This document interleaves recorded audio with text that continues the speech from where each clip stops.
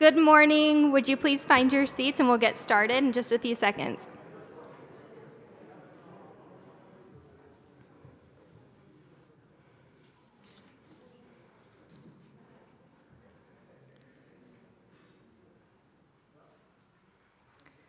Good morning. On behalf of Congressman Chris Stewart, it is my pleasure to welcome you all to the 6th Annual Stewart Security Summit. My name is Madison Shoup. I'm the Congressman's Communications Director and the moderator of today's event. I'd like to thank everyone in attendance and those watching online. We have an incredible lineup of speakers who have traveled a long distance to be here. I can't thank them enough for their participation.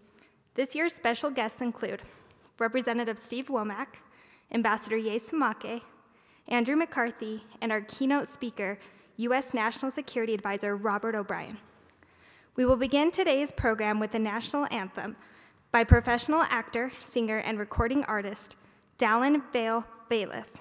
After that, a prayer will be offered by Reverend Jimmy Keston of Solomon's Porch in St. George, Utah. As a reminder, will you please silence your cell phones? Perfect timing.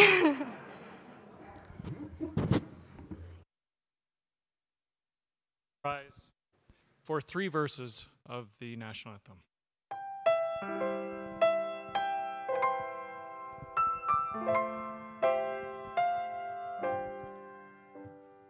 Oh, say, can you see by the dawn's early light what so proudly we hailed at the twilight's last gleaming, whose broad stripes and bright stars through the perilous fight o'er the ramparts we watched were so gallantly streaming, and the rocket's red glare, the bombs bursting in air, gave proof through the night that our flag was still there.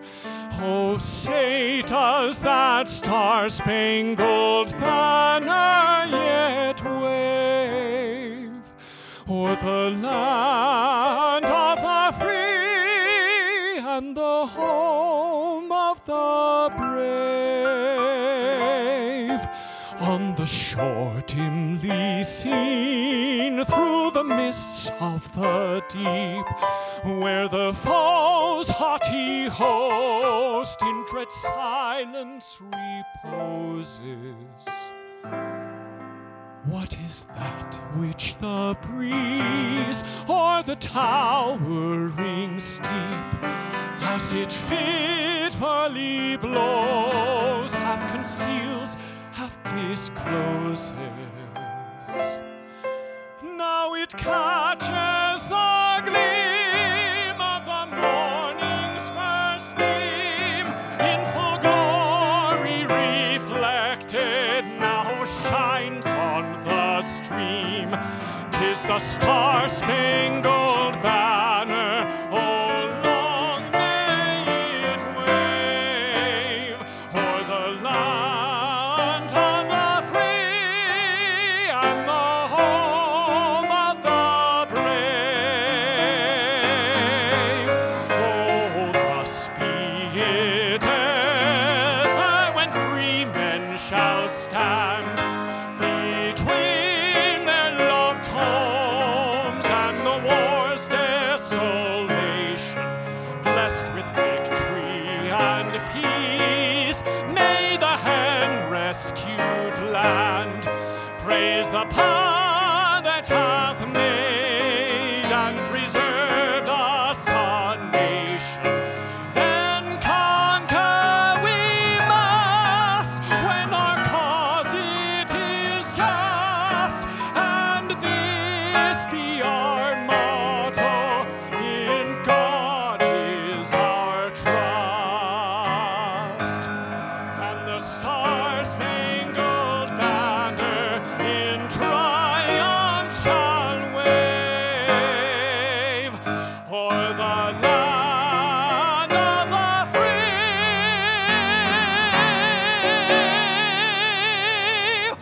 and the home of the brave.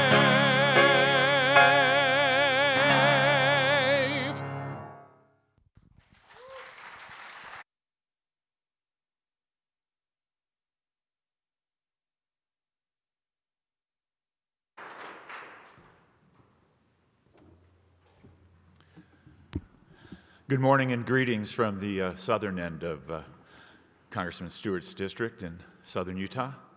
Let us pray. Our gracious Heavenly Father, we are so blessed to be in this beautiful facility today with these distinguished attendees for this conference. We thank you, Lord, for all of the blessings that you have poured out upon our nation. Lord, we want to lift up our President and First Lady and all those who are fighting through this invisible enemy. We ask that a solution would be found that brings this very long year of difficulty to a close and bring us back to a state of normalcy. We ask for your blessing upon all those who are going to speak this morning and all of us who attend. May our election be smooth and clean and as stress-free as possible. Blessing upon our nation. We pray this in the name of Jesus Christ our Lord. Amen.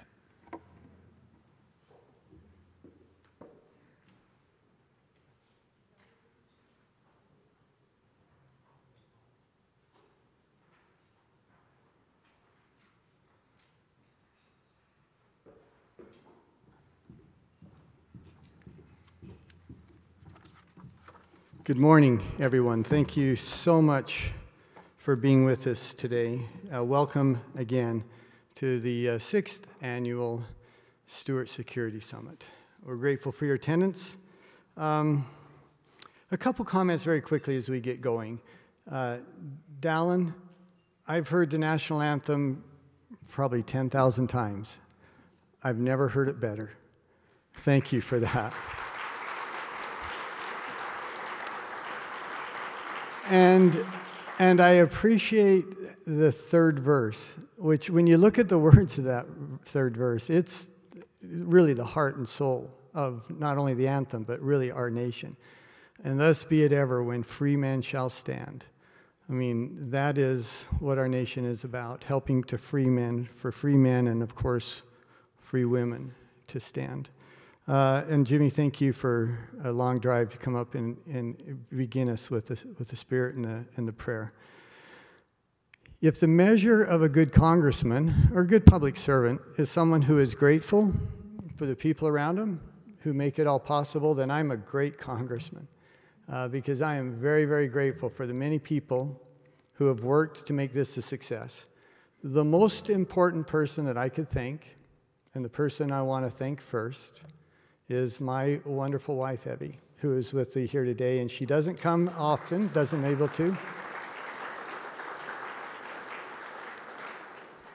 But I am reminded all the time that Evie and my kids sacrifice a lot to allow me to do this. I'm not sure she wants me around all the time, but I think she'd like me around a little more than I am. Spending most of my time in D.C. I remember when I got out of the Air Force and I was writing books, we went from a very different lifestyle where I was gone all the time, I was an Air Force officer and a pilot, and I was gone all the time, to being home all the time because I was now writing books at home. And after a couple weeks, both of us learned, I learned from her, that she really didn't need me around as much as I thought maybe she did. And she said, "Chris, love you, but you got to do something else. You can't sit here and make pancakes with me all day." So, but thank you, Evie, sincerely for your sacrifice and you representing the sacrifice of our kids. To my staff who is here, they're kind of scattered around. Some of them are still in back. I want the staff to stand up if I could, because we need to recognize the incredible amount of work that went into making this success.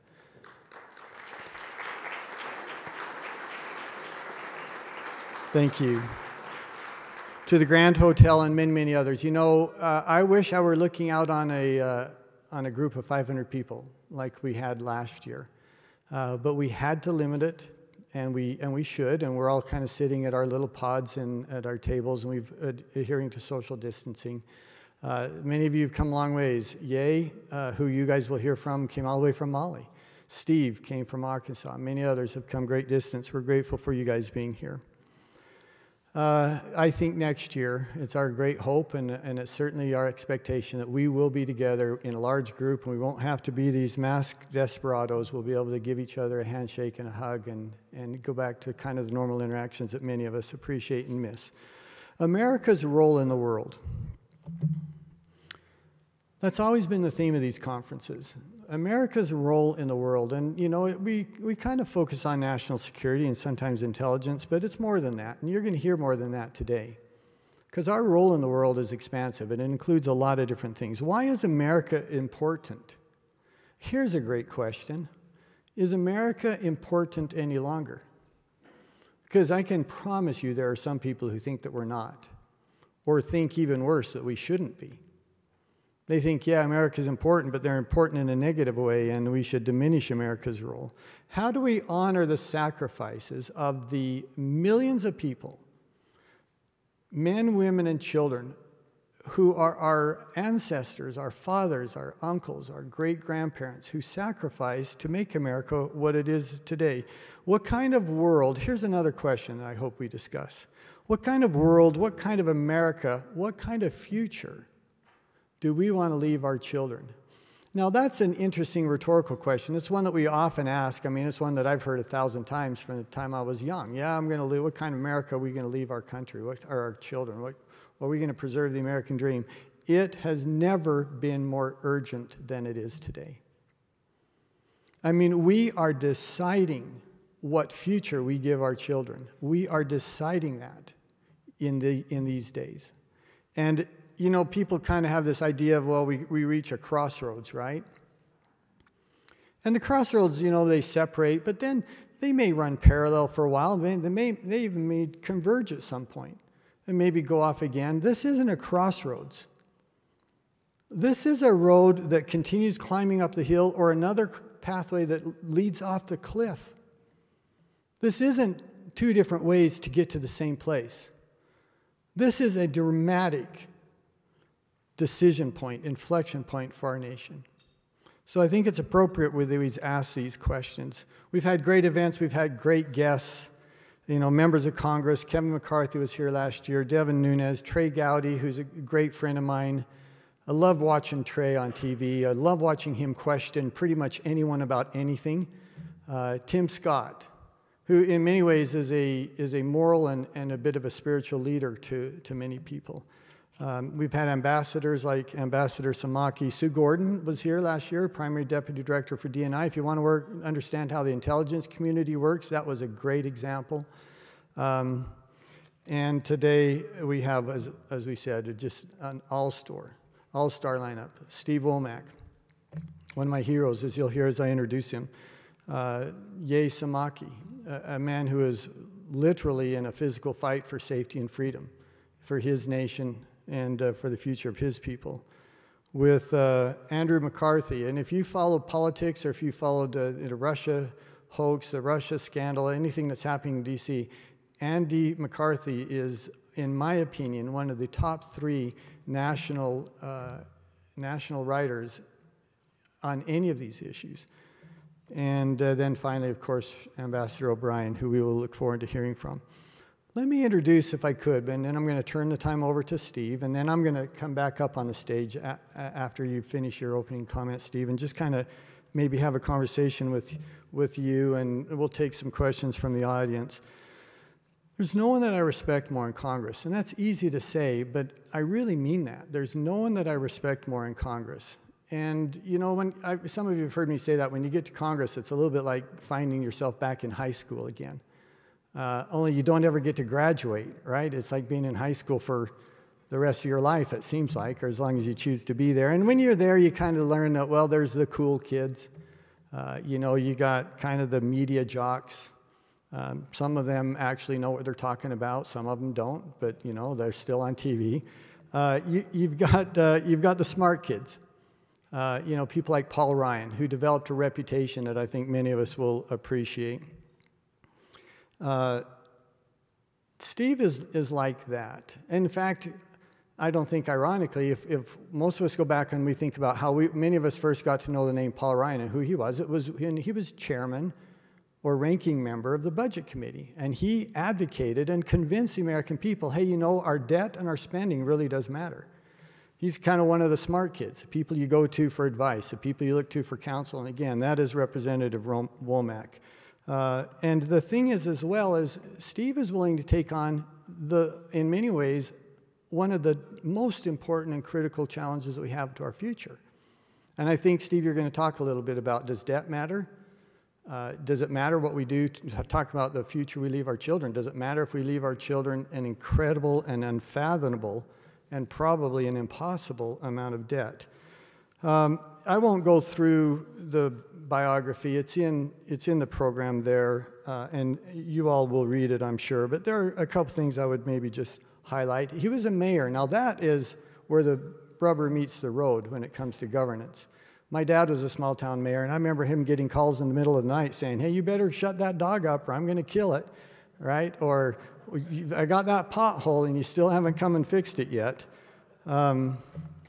He's a colonel in the U.S. Army, so he outranks me. That's why I call him sir. And he's someone that I have great trust and respect for. Ladies and gentlemen, all the way from Arkansas, Representative Steve Womack, thank you.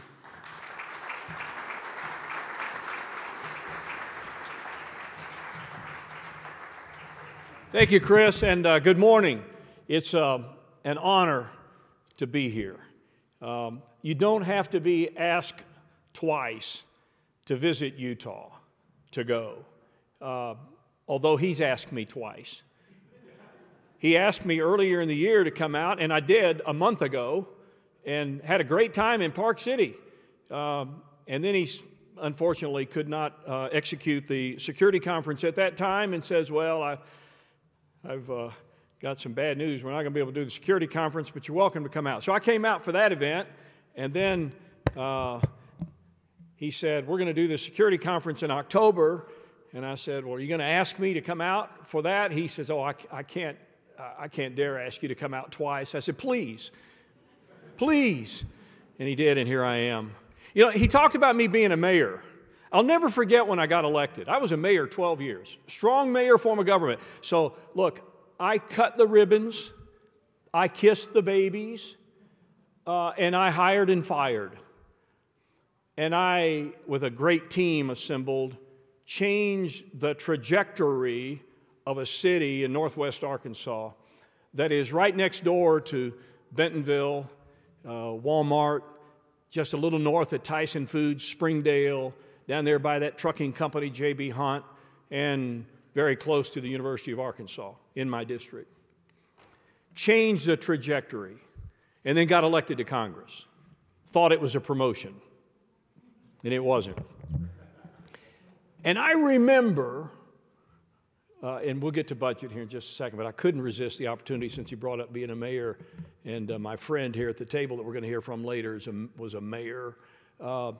Sitting in my desk a few days after taking the oath of office in Washington, feet propped up on the desk, I was a big deal.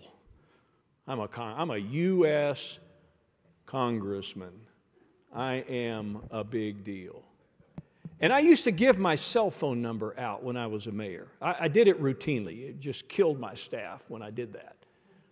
But you see, I believed then, as I believe now, that the problems that people encounter who happen to be your constituents are not confined to 8 to 5, Monday through Friday. They indeed happen in the wee hours of the morning, and they happen on weekends and holidays, so I wanted them to have access to me. They were pretty good about it. So I gave my cell phone number out religiously. And so back to Fat Cat, Washington, D.C., feet up on the desk, I'm a big deal kind of guy, cell phone rings. Little old lady in Arkansas. Steve? Yes. This is so-and-so. Yes, ma'am. I just want you to know that they haven't picked up my trash today. And I let her go. It's a big deal, okay? Admit it. So I let her go on a few minutes, and so I said to her this: have you, called the mayor? And she said, as seriously as she could, "He's such a busy man." Which explains why the approval ratings that Chris and I have outside of our districts is like down in the single digits. But anyway, there we go. I think it's important to be having the conversation that we're about to have in the next 10 or so minutes. And I call this the inconvenient truth about what I believe in my heart is one of the critical issues facing national security. And I go around to my town halls and I have meetings with business leaders, civic leaders, government people. And I always like to ask them what they consider to be the single biggest threats to the republic as we know it, and I get a handful of responses, a lot of different responses: China, Russia, Iran, terrorism. I get domestic issues like, deficit, debt, those kinds of things. And frankly, here's what Steve Womack believes is the greatest threat to the republic as we know it, and that is the division of the body politic that is so stark that it makes it virtually impossible, not quite, but almost impossible to do our fundamental duty. That is to achieve solutions that address the major issues facing our country. We are so divided right now, and this 2020 election points that out. And because of this division, we now find ourselves in a situation that is going to be very difficult to climb out of, though I will continue to try. So let me get to this first slide, and if you don't remember anything else from the takeaways here today, I do want you to remember this. And by the way, there is a handout on your desk that's got this chart. This is the famous pie chart that shows you what federal spending looks like today. And we could go around the horn there and talk about each one of them individually, but you can see we spend a lot of money on some of these, like defense. That base defense package is approaching $700 billion, and then there's some non-defense in there. And then if you look at that dark blue, that's mandatory spending. That's autopilot spending, for those of you that don't know what mandatory means. That means, literally, that unless Congress were to act, this goes on and on and on in perpetuity. And I'll come back to that in a minute.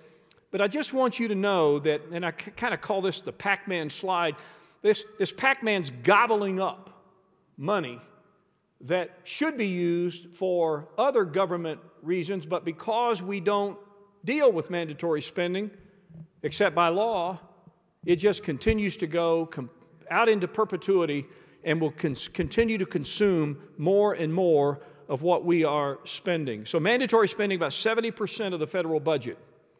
Now, if you ask somebody what government spends its money on, likely among the first 3 or 4 things that somebody might argue is not going to be Social Security, Medicare, Medicaid. Those are entitlement programs.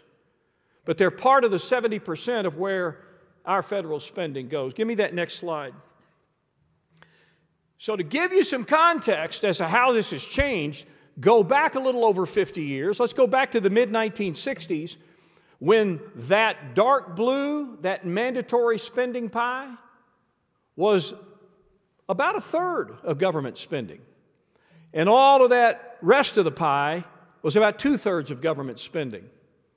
And then 2019, you see it's completely reversed. And then if we don't do something about this, which is why I'm here today, if we don't address it, then out in the next 10 years, we're going to see mandatory spending go from 70 to 75%.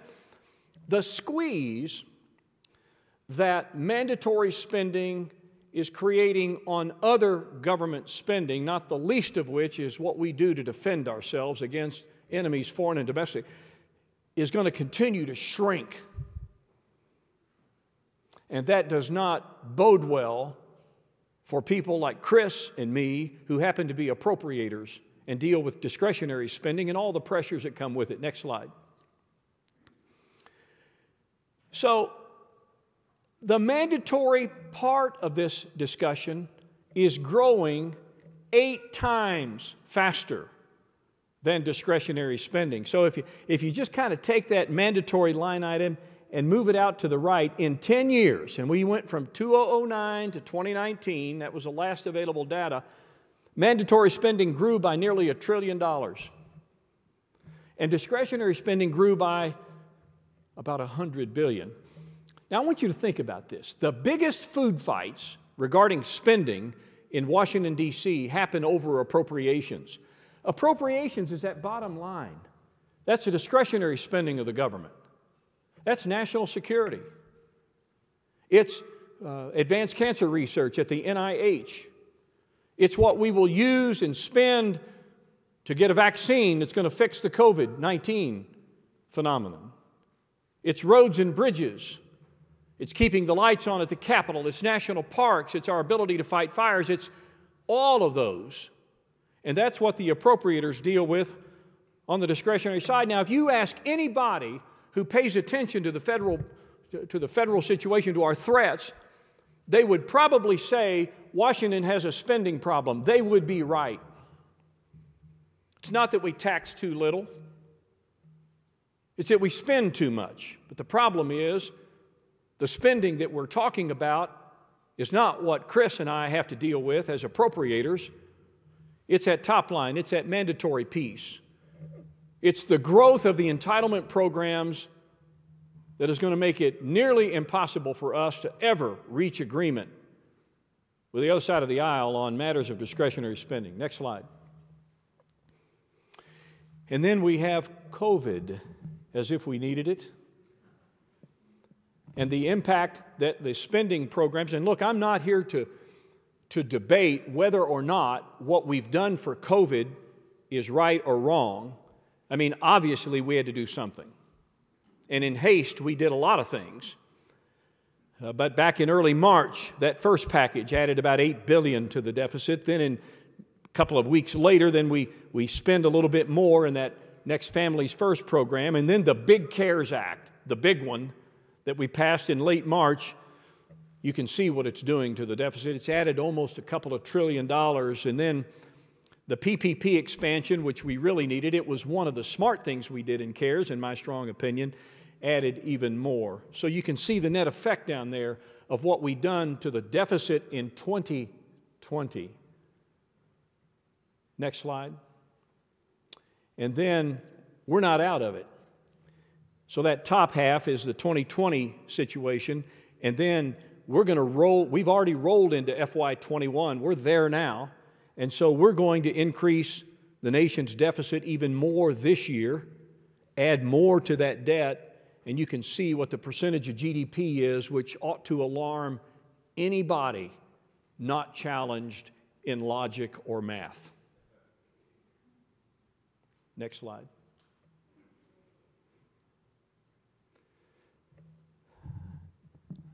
I've gotten beat up a few times, particularly when, as chairman of the Budget Committee, I offered a budget. This was 2018 for FY19, that actually, in the 10-year budget window, got to achievable balance, and not by smoke and mirrors, no real gimmicks out there. There were a few things that we were hoping for, maybe a brighter, rosier economy than what has turned out to be with COVID, and some other things. But I want to tell you about one data point. In order to get there, knowing that the mandatory side was bankrupting the country, I did a little test case for that particular budget. I took one program, Medicare, and I made one simple adjustment to Medicare that would buy us a little more time to create some long-term sustainability. And it was just simply raising the eligibility age from 65 to 67 to equalize it with Social Security. Just one one small twitch. And there were some other changes that we were advocating in our budget, some premium support programs and so on. But that one thing you could kind of wrap your head around. You would have thought that I canceled a day of the week from the responses I got. And that convinced me that this is going to be hard work if we're ever going to put ourselves in a situation where we could achieve balance on the federal budget. If you can't make a simple, minor change to one of the biggest entitlement programs that we have and growing exponentially, then how can you ever get your arms and heads around dealing with the full complement of the entitlement program? So I put this slide up there just for the benefit of my critics who say, there he goes.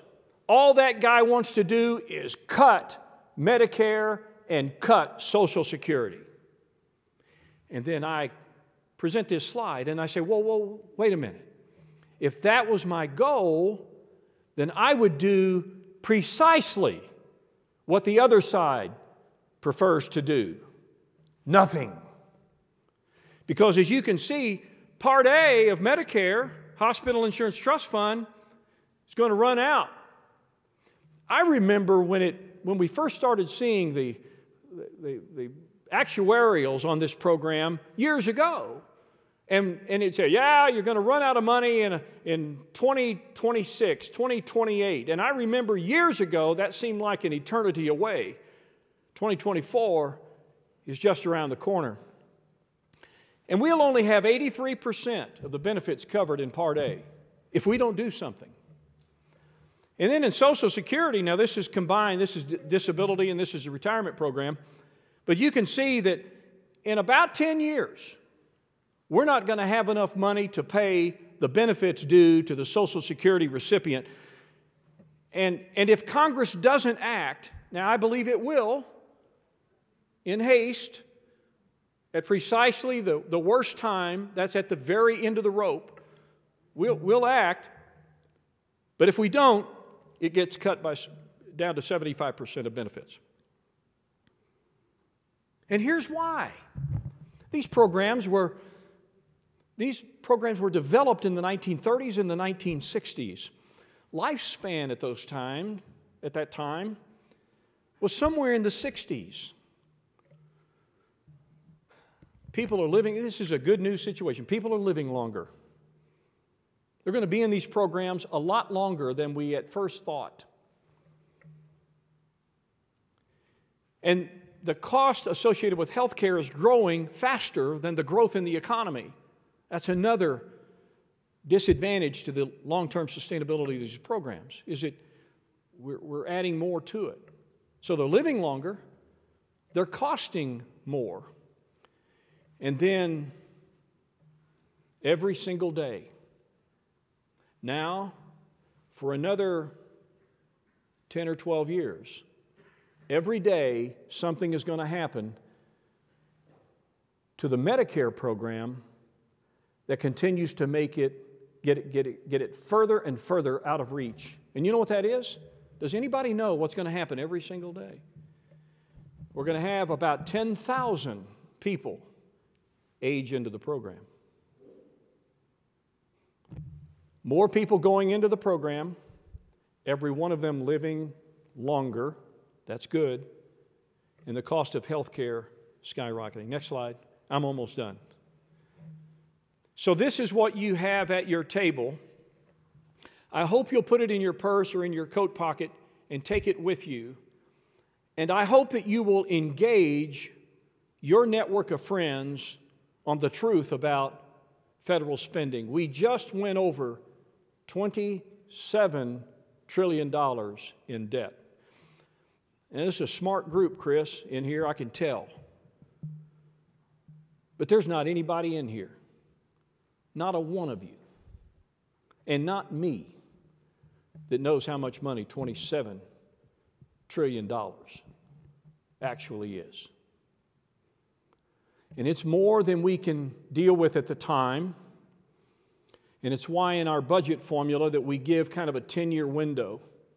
The time is now, in my strong opinion, for us to begin to take the tough and painful steps necessary, on one hand, to create sustainability in the programs that so many Americans are relying on, but at the same time recognizing that we cannot continue to spend uncontrollably and to put this phenomenal problem on the backs of what I used to say was our kids and our grandkids. Well, let's just be honest. This is about our grandkids. Now, fortunately, we're on the first floor of a building, so you can't go to a window and jump out. But this is a dire picture of where your federal government is right now, and I would like for us to begin to take those tough and painful steps to fix it. Now, the sad truth is, if we do, and if we do it right, some of us are going to go home as a result of an election because it's hard and it's going to affect a lot of people. And for the sake of the America as we know it today, and the America that has been the exceptional nation on this planet for 240 plus years, I would say that there's no better time than the present to begin this process. And with that, Mr. Colleague of mine, I yield back the balance of my time and look forward to your questions. God bless you.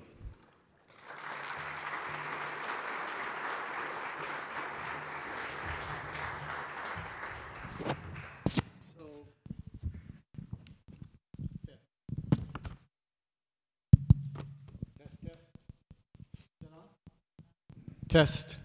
Okay, good. So I have an idea. How about 2024, Steve Womack for president? How would that be? Never make it. I mean, look, this is exactly what we were hoping for as we have this conversation, to have a very honest, very realistic appraisal of what we're doing. I'm going to test my staff. Where's Clay, my chief of staff? Stand up, Clay. Clay, you've heard me say this 1,000 times. Why did I decide to run for Congress? Debt and spending. That's right. That is the reason I decided to run for Congress. Because, Steve, you may remember, this is, I think, your first term here. This was back when, Paul Ryan was talking this, as you are now, and you're every bit as effective as he ever was. But this was a big deal back in 2011, 2012. And then suddenly, because of Republican leadership, we had some progress, and then people forgot. And we need to relight that fire to help people understand it.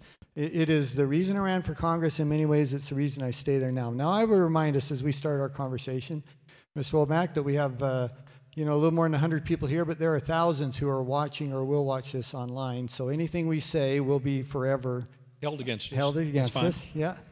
I have here, this is real. A friend of mine gave me this to me. It's from the Reserve Bank of Zimbabwe. Has a holograph on it. This is a $10 billion note, which would, at one point in Zimbabwe, buy you not quite a cup of tea. And I have that. I've had that for several years, and I don't think we're quite there yet, but it's not impossible. And my question to you is this. Here's the answer that some people say. You have these slides.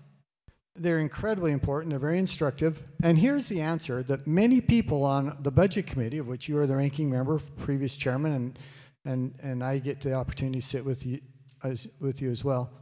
Their answer is, well, what we need to do is spend more money. Because if we just spend more money, then everything's going to be taken care of. And is that an exaggeration? Because here's the thing, Steve. There are some people on that committee who are actually avowed socialists, recognized socialists. No question. How do we deal with that? No question. Their answer is to increase spending, but the way they want to pay for it, and they'll say they want to pay for it by taxing the wealthy. I've just given you numbers up there that I don't care if you taxed 100% of the wealthy. for everything that they have, you can't really fix this problem. And they're in a state of denial. I say they. I hate to sound like a party hack because I'm really not. If you look at my voting record in my district, I consider myself to be a center-right for sure, but a strong fiscal conservative. I believe debt matters.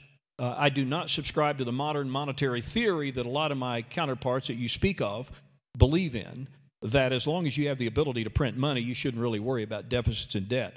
But I think we're leveraged to the extent right now that it has become a national security issue and will continue to be a national security issue. If not for any other reason other than it's going to be harder and harder to find the dollars to fund the best manned, best trained, best equipped military on the planet when you've got your available resources dwindling and being gobbled up by the entitlement programs. I often say that we've overpromised our country to people, and we haven't been very smart about ensuring long-term sustainability. But here's the sad part: you had your staff stand up.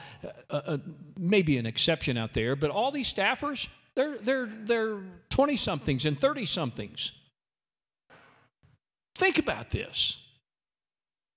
We are in a program right now that, unless we do something about it, is the program that they are paying into, that's not going to be there when their hair turns my color or loose.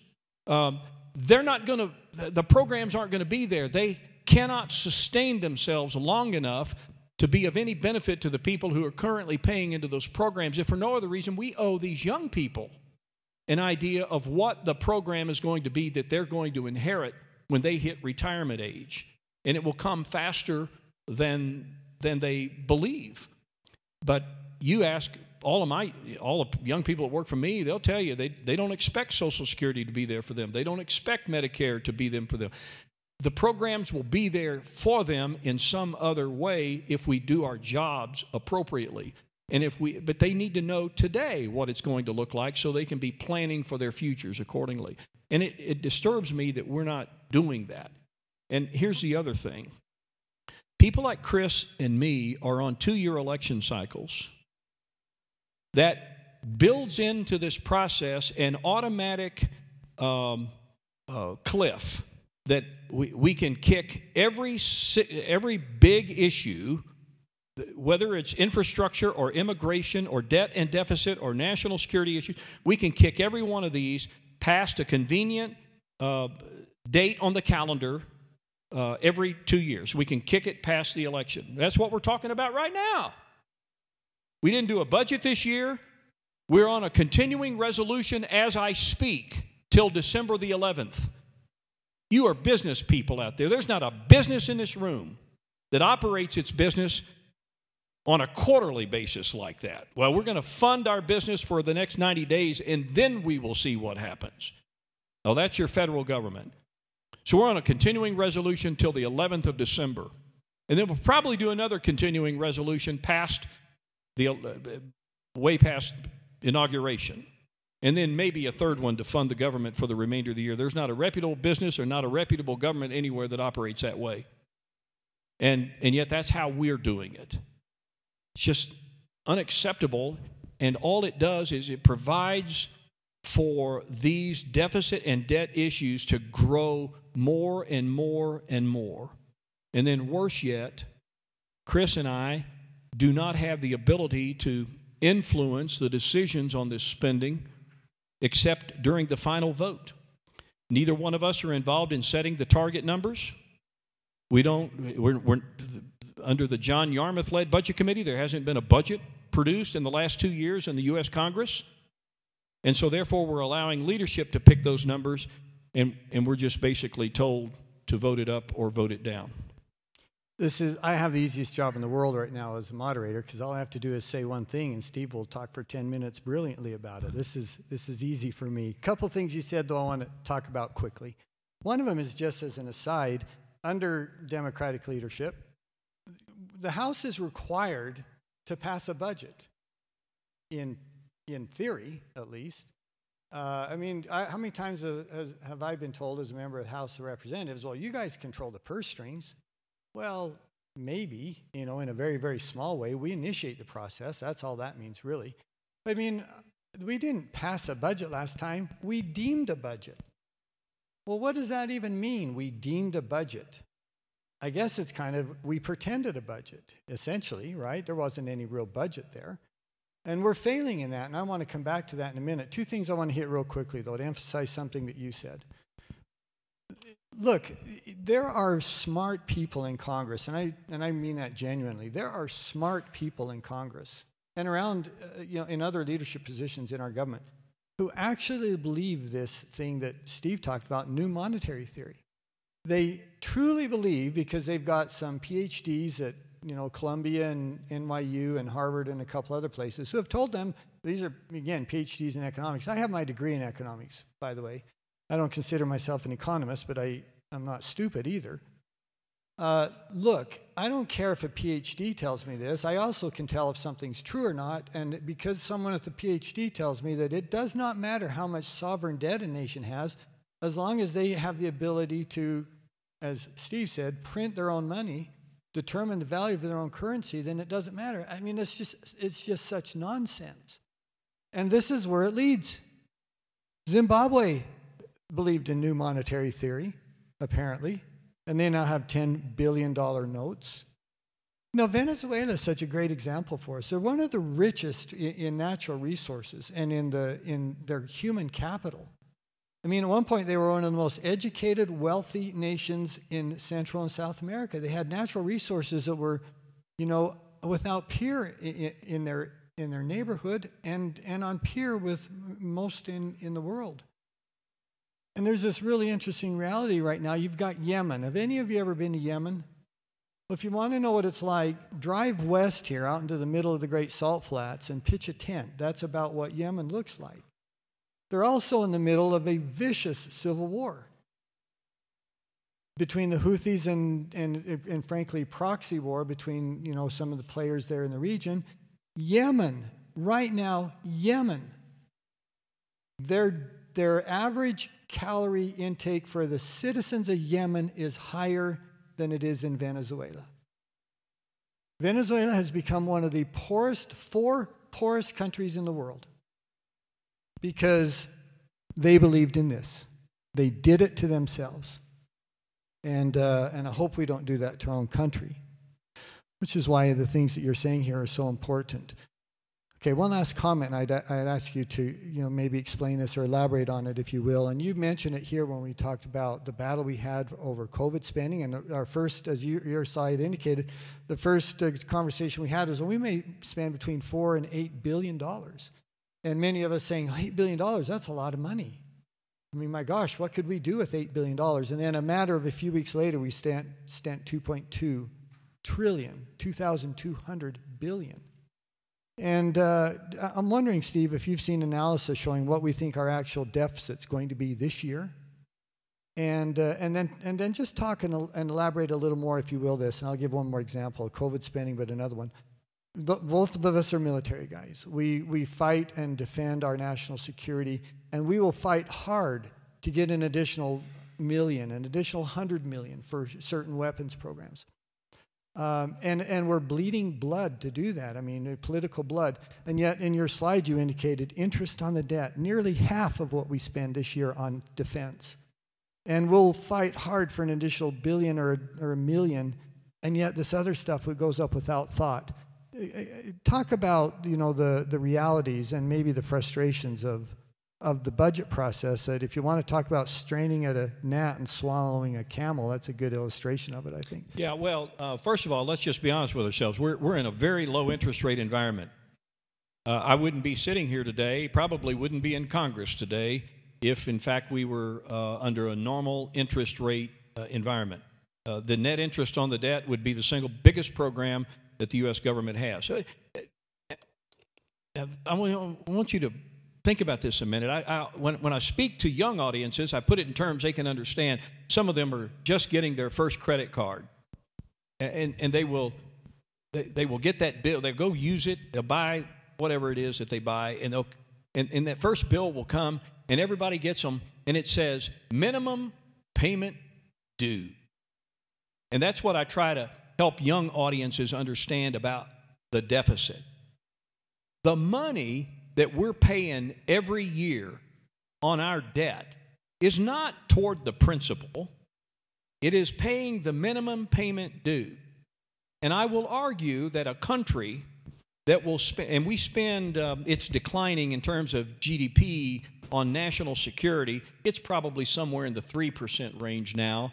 I haven't done the analysis lately, but any country whose largest single spending program is, or close to it, is the interest that they are paying on their debt is a country that's going to be in trouble, period. And this, if we were to normalize interest rates, it would be such an incredible shock to the system. The Pac-Man slide would show you, because we consider interest on the debt part of mandatory spending. We're going to pay that anyway. That it would completely gobble up every available dollar for discretionary spending. Now, in the Constitution, it says we pay our debt. It's in there. But our Constitution also says that we will provide for the common defense of our country. And that doesn't come cheaply. So, look, I've been sounding this alarm since I became the budget chair. I came to Congress in 2011, just as Chris did, to get after matters of fiscal irresponsibility. And we just simply can't get there. So, friends, let me go back to what I said when I first began my remarks. When you are so divided politically as a country that you can't even do the fundamental work of passing a budget, a freaking budget, then how are we ever, as a country, going to be able to solve the other large issues facing our country? We first must get this country back into the conversation about these issues. And I would argue that we got to be a little less about shirts and skins and a heck of a lot more about the country. And with that, I know we're running out of time. With that and 75 cents in Arkansas, if your hair is the color of mine, you can go get you a cup of coffee at McDonald's. You know, the only thing I disagree with is your shirts and skins analogy, but the reason is there's no one in Congress I want to see without their shirt on, okay? So. Exactly. Red and blue. Red and blue. Let me say one more thing. Let me give you one more piece of context. Paul Ryan asked me in 2018, when we were in the majority, to chair a joint select committee on budget process reform. Everybody in this room probably would raise their hand if I said, how many of you think the budget process is broken? If your hand doesn't go up, it's because you've had rotator cuff surgery and you can't raise it. So we did this. It was 16 members. It was 8 senators. It was 8 representatives, 4 each, Republican and Democrat. So evenly balanced, bicameral and bipartisan. I co-chaired it with a lady out of New York, Nita Lowey. The threshold for bringing the process to both chambers was I had to have 5 Republicans and 5 Democrats. That's a pretty high threshold in divided government. Super committee, many years ago, that gave us the sequester, that was simple majority. Mine was 5 and 5. I was condemned to lose by that very threshold. But I persevered. We checked our political baggage at the door. We worked hard on the process, and within a year, we had some reforms that we were going to bring to the House and to the Senate, which would have taken a huge step toward fixing the broken budget and appropriations process. And on the very day that we voted, or were about to vote, my friends on the left said, we would like to suspend the vote and get a commitment from Senator McConnell that he will not use this process to put something on its back to get through the Senate, because I had expedited procedures in the Senate. And so we delayed the vote about 3 days. We never got the commitment from the majority leader in the Senate that he wouldn't use it for other purposes, but I didn't think he would do it. But because I never got that commitment, on the day of the final vote, the tally was I had 5 Republicans in the yes column, and I had 2 Democrats in the yes column, but 4 Democrats voted present. Voted present. We got that close. We're not finished. Modernization Committee is taking it up now, and there will possibly be some relief down the road.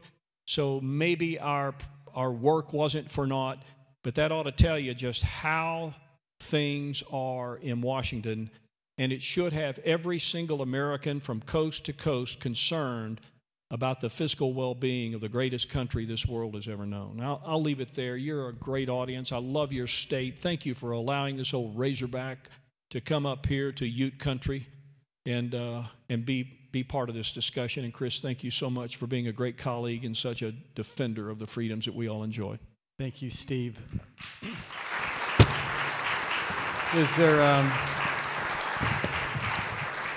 Is there any doubt, any wonder now why I'm such a huge Steve Womack fan? It's been demonstrated here today very clearly. And is there any issue for which there is a greater need for leadership than there are on the issues that we've talked about today? And this is the person who's providing that leadership. So thank you for taking time. Look, you're in the middle of an election as well. Both of us are. It took at least 2 days for you to come out here. And for you to be willing to do that, Steve, thank you so much.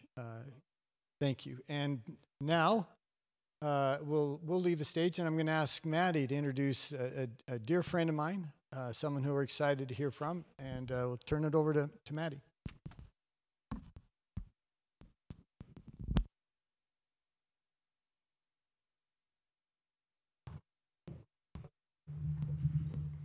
Thank you, Congressman.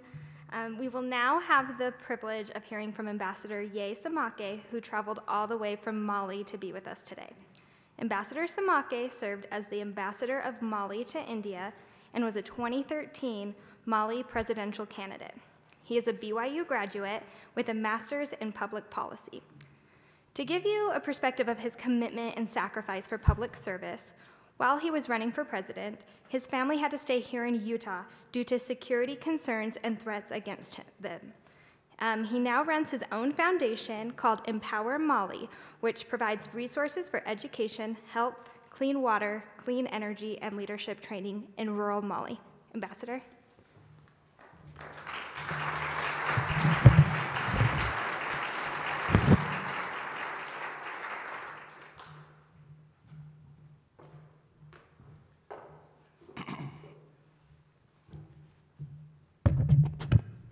It's a great pleasure to stand here and look at this wonderful audience. Let me start by extending my heartfelt thank you to Representative Chris Stewart, that I consider to be a great friend, but also an inspired leader. Utah is very lucky to have you because of your dedication to public service. I have seen your passion. I traveled to Washington, D.C. to visit with you and to get your counsel. So thank you for your friendship, and I'm very happy to be here.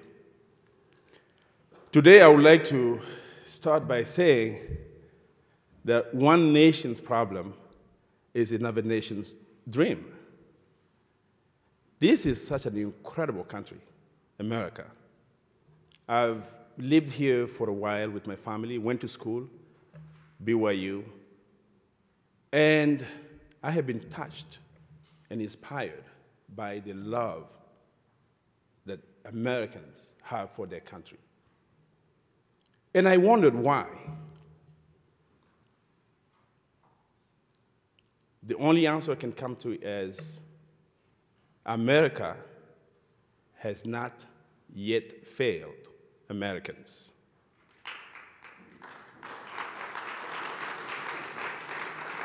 It's a great nation. It really is. It is a republic. I hear and I witness elections here in America. And I've been in elections in Mali.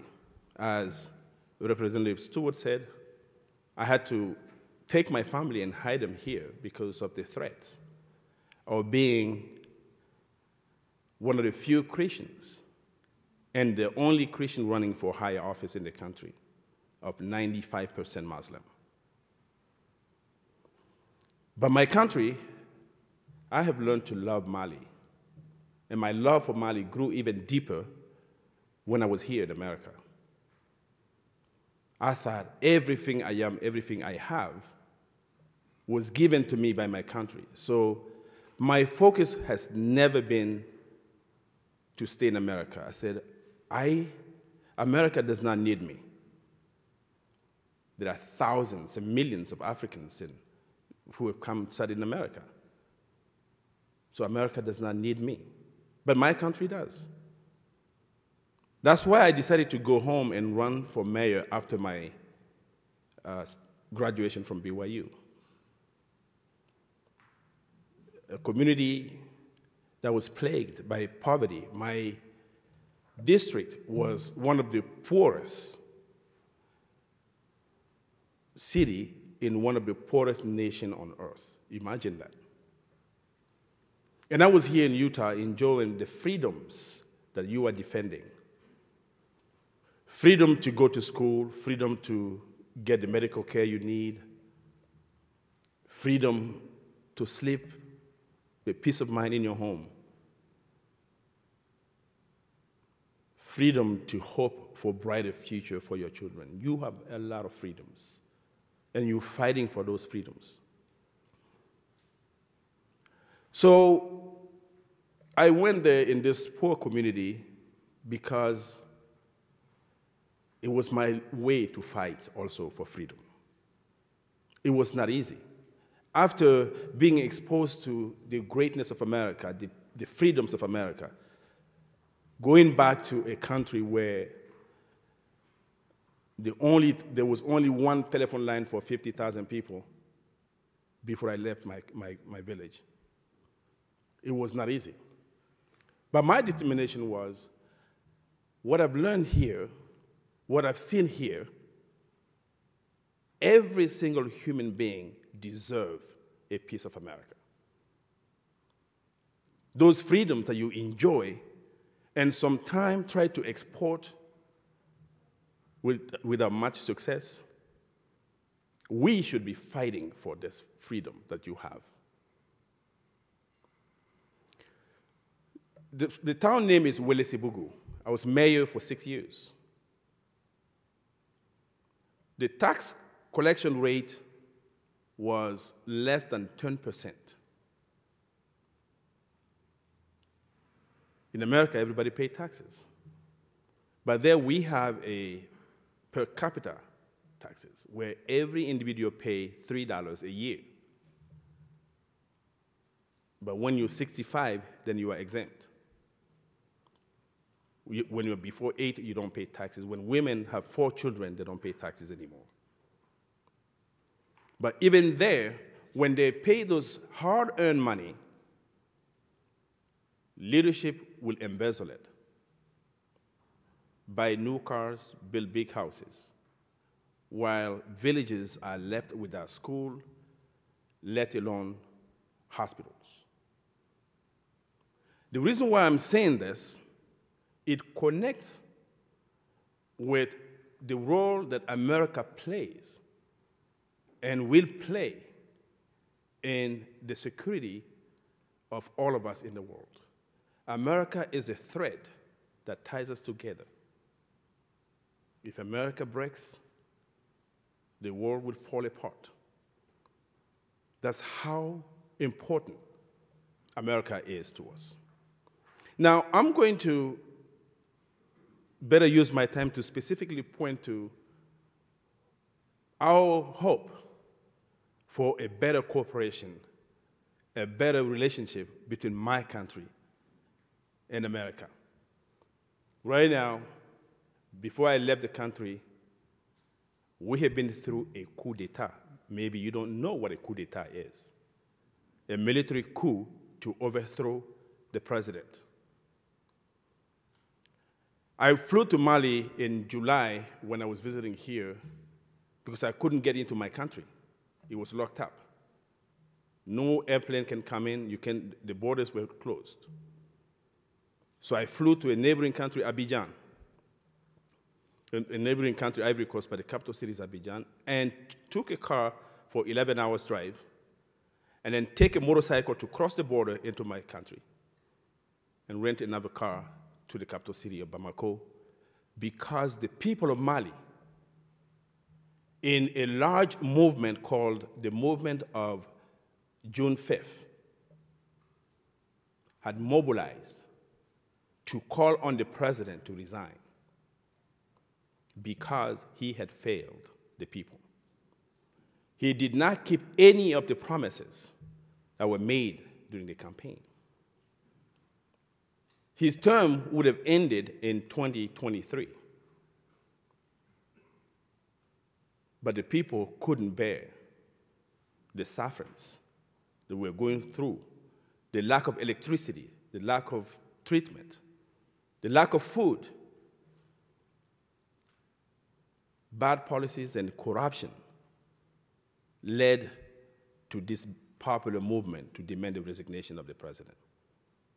As his power and regime was weakened, the military, August 18th, took over control of the presidential palace and arrested the president and his prime minister. Now, there was a power vacuum. And when the coup d'etat happened, automatically the United States stopped any cooperation with the country. That is your law. So is the law in many other countries. Mali was sanctioned by the regional organization called ECOWAS. Food, goods, and transportation were cut off. So all of the 14 countries imposed sanctions on Mali. People are beginning to feel it's only today that those sanctions were lifted because they had asked for the military junta not to assume power. So they turned the power to a civilian, a retired colonel from the military.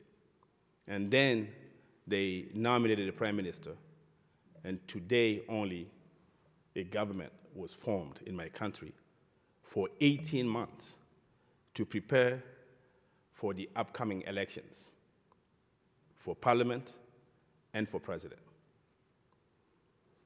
But why would anyone want to run for president or want to be president of Mali? It's not budget and debt. It is what you guys do every day to serve our people. And my motto is, to lead is to serve, nothing less. That's why I'm personally inspired by the amount of time that you allocate for serving your people. So what America can do at this time of great distress for Mali is reestablish military cooperation and international relations. I flew here on the same airplane as Dr. Peter Pham, who is the U.S. envoy for the Sahel. He was there and met with all of the parties. But Mali is part of the United States national security interest. In 2008, President George Bush was very interested in supporting the people of Mali, and he is one of the U.S. president. He is the U.S. president that's known to have helped Africa the most. And while we are not partisan in Africa about who's Republican, who's Democrat, you might want to know that Africans are more Republican prone because Republican leadership is more favorable to Africa than the Democratic leadership. So we hope Steve 2024 could be an impetus for better cooperation between Mali and the United States. Now, the reason why I flew from Mali to be here, it is very important. It is a survival move. Mali needs help. Mali needs you.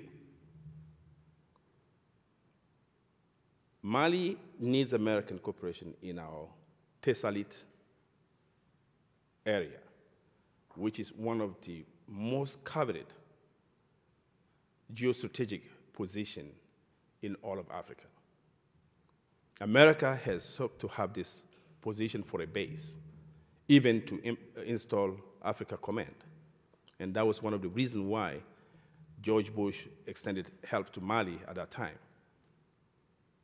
But because of corruption and ill governance, Mali was not able to deliver on the promises made to the Bush administration. I want to invite you, especially members of the Intelligence Committee, to participate in the co-delegation to Mali, to go learn from yourself, but also to engage, because America goes through France, our former colonial power. America invests a lot of money to Mali, but through the French government. They're supporting an operation now called Barkhane, with the purpose of fighting jihadists. But the Tessalit point that I'm talking to you is an observation point of more than 2,300 kilometers, going from all of the Sahel region. So the topic of my talk to you today is why I believe that Mali and U.S. cooperation is paramount to security in the Sahel. What does that mean, security in the Sahel region? It means that all of the jihadists, armed traffickers, human traffickers in this ungoverned area in the Sahara Desert are preparing and empowering themselves, emboldening themselves, and ultimately, their number one enemy is the United States, no matter where they are.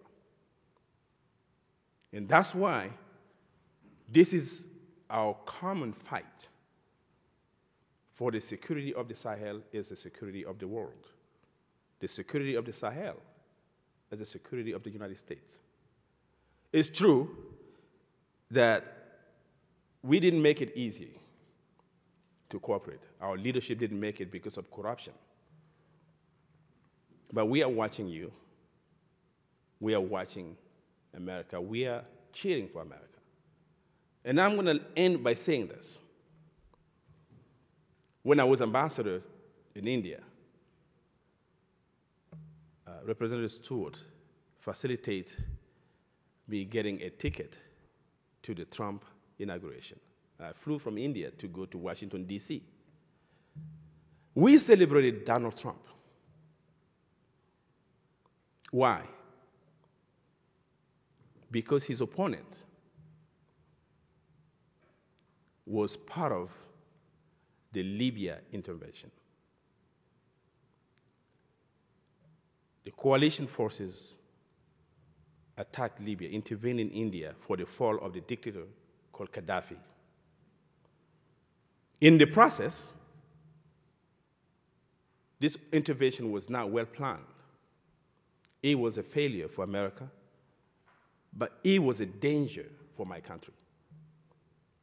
Many of the soldiers and the stockpile of weapons in this country ended up in the hands of rebels and jihadists, and they attacked and overwhelmed the national army of my country. That is, when things go wrong, when the US policy go wrong, it can affect us. When it go well, it protects us. So we are in the same boat. We care about the right policies in this country. Protecting Americans will protect the Malians, will protect many in Africa. So this conference was very important, has been very important to me. That's why when it was scheduled for September, I prepared for it.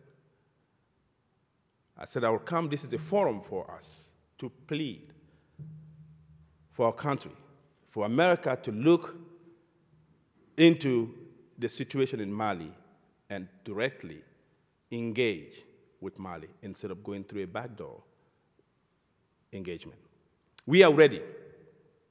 We acknowledge and recognize that American power, the strength of America's army, the strength of American intelligence, if we only share intelligence, Mali will be better off. And terrorists and jihadists will be worse off.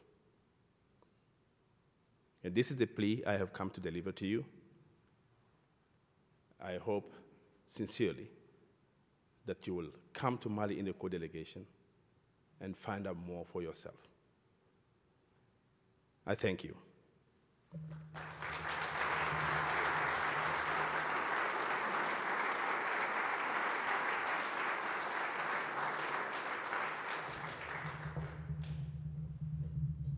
Thank you so much, Ambassador. We are going to take a short break now. Please be in your seats at 10:30. The restrooms, if you go all the way out and to the right, you'll find them. Thanks.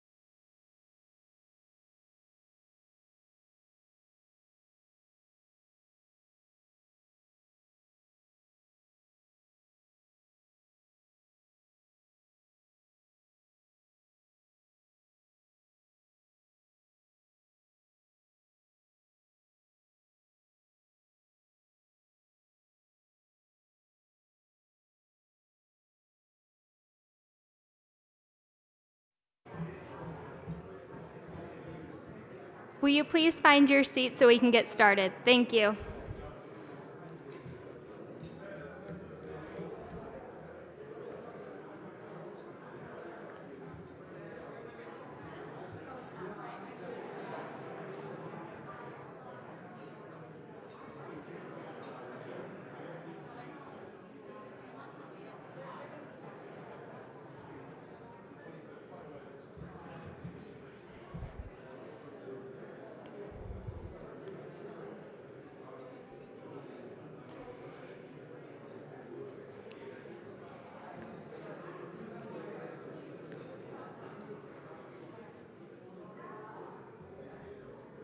Okay, everyone, we're going to get started. Please find your seats.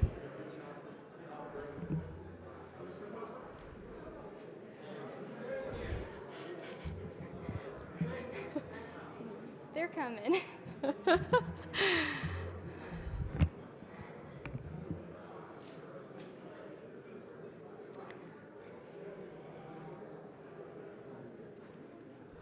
Okay, welcome back, everyone. Please find your seats. We're getting started. Thank you. We are now going to be hearing from Mr. Andrew McCarthy, who is going to be joining us virtually. So, Mr. McCarthy is a contributing editor at National Review, a senior fellow at National Review Institute, and a Fox News contributor. If that isn't enough, Mr. McCarthy served as an assistant United States attorney for the Southern District of New York and led the 1995 terrorism prosecution against those responsible for the 1993 World Trade Center bombing. He is the author of Ball of Collusion, The Plot to Rig an Election and Destroy a Presidency, and offers the most insightful reporting on the Mueller and Durham investigations. We'll turn the time over to Mr. McCarthy. Well, thank you so much, and thank you for inviting me to participate in your conference today. I have so much respect for the great work that Chris Stewart does on his committees in Congress, particularly keeping an eye on the ball of national security, which is something that in many ways has fallen off the daily conversation in the way that it was over the last, I guess over the preceding 15 or 20 years or so. But it's just as important and just as real a threat today as it is and was for the last generation.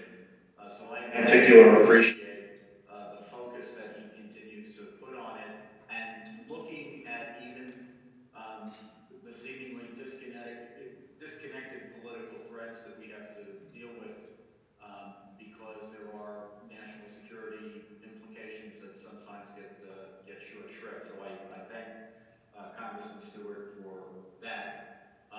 He wanted me to talk a little bit today about the importance of free speech and particularly a free press in a functioning democratic society. And I think it's an essential topic, and I'll try to lead that into what I want to talk about more concretely today, which is the latest developments that we're learning in the Senate Judiciary Committee investigation into what's now commonly called Russiagate, which I think at National Review we started to call that the investigation of the investigators back about 2 or 3 years ago, when we were waging a lonely battle with a few people, a few stalwarts in Congress, calling for a look at the way that this investigation of the Trump campaign came to be and why it persisted for as long as it did. Just to give you a quick background on that, I'm kind of a veteran of the FISA wars of the 1990s. Even before the 9/11 attacks, we had a fairly, at the time, notorious debate in the mid-1990s about something that was then notoriously known as the Wall, which was a set of procedures that the Clinton Justice Department imposed between the law enforcement prosecution side of the FBI and Justice Department House, and on the other side, the counterintelligence people who were basically, people don't often realize that, or at least back then didn't realize that the FBI had a night job. Aside from being our premier law enforcement agency, it's also our domestic security service. And when they imposed the wall, they made it very difficult, if not impossible, for the right hand to know what the left hand was doing, for intelligence information to be shared with law enforcement people and vice versa. And the reason they did that, even though it was, we thought at the time, a kind of a insanely suicidal policy, the idea behind it was an admirable one, and one I regret to say back then I didn't think there was any possibility would come to pass, and that is they were worried about the potential for abuse if you had criminal investigators who didn't have enough evidence to pursue a criminal investigation, and they pretextually used the very powerful mechanisms of the Foreign Intelligence Surveillance Act to conduct national security surveillance on something less than criminal probable cause. They didn't want to have the intelligence tools driving criminal investigations. They wanted those tools confined to what they were. Overcorrection, the reason I think it was an overcorrection was back at that time, we didn't have any evidence or indication that the FBI or the Justice Department would abuse counterintelligence for the purpose of furthering criminal investigations. We just didn't have any evidence of that. So the reason it seemed like an overcorrection is because we were clearly making it more difficult to reckon what the threat mosaic against the country was in order to protect against an abuse that the people who were closest to all this never thought would happen. Well, flash forward 20 years, and I'm afraid that the thing that I said up, down, and sideways would never happen has happened. And I think what we'll ultimately learn, and we'll have to see what Durham comes up with, we'll have to see what the different committees come up with. There's already been an excellent investigation that was done by the House in 2017, 2018. But to my mind, it seems like the thing that we're most likely to come up with in terms of the bottom line here is that the FBI and the Justice Department generally want investigations run in the district or in the place where the crime has been committed or the threat to the United States emerges. And they want headquarters to be headquarters, meaning the investigators are going to do a better job because they're close to the spot where the trouble is. But also, all investigators, no matter how good they are, and no matter how seasoned they are prone to the temptation of pushing the envelope and breaking their rules because you become so invested in your investigations, you think that your bad guys are the worst bad guys in the history of bad guys. And you need to have headquarters playing that role of making sure that your frontline investigators hew to the rules. And I think what we've learned in the Russia investigation is that when headquarters itself takes over an investigation, it's just as prone as any other investigator to break the rules, or at least push the envelope on the rules. And the bad thing in that situation is when it's the headquarters people doing it, when it's the bosses doing it, there's no one there to tell them no. And I think ultimately when we get to the bottom line here, what we're going to find is that those headquarters officials are just as prone to the temptations and the politicization and all the different biases and motives that cause people to violate the rules, but there were no guardrails for them like there are for lower-ranking investigators on the front line. So we'll see where that all goes. What does that have to do with the role of the free press? I think the framers believed that there was nothing more essential to liberty and to a free society's capacity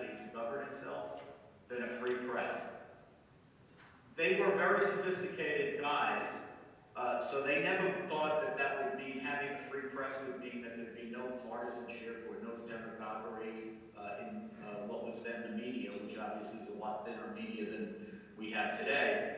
But they did think that the press, that the business of journalism, as it existed then and as an institution, would be to see its job as reporting and trying to persuade on whatever the major issues of the day were, which is very much unlike today's press, which really sees itself as an engine of social change more than people who just report. And unfortunately, from my perspective at least, the social change that they're trying to drive is always lurching to the left.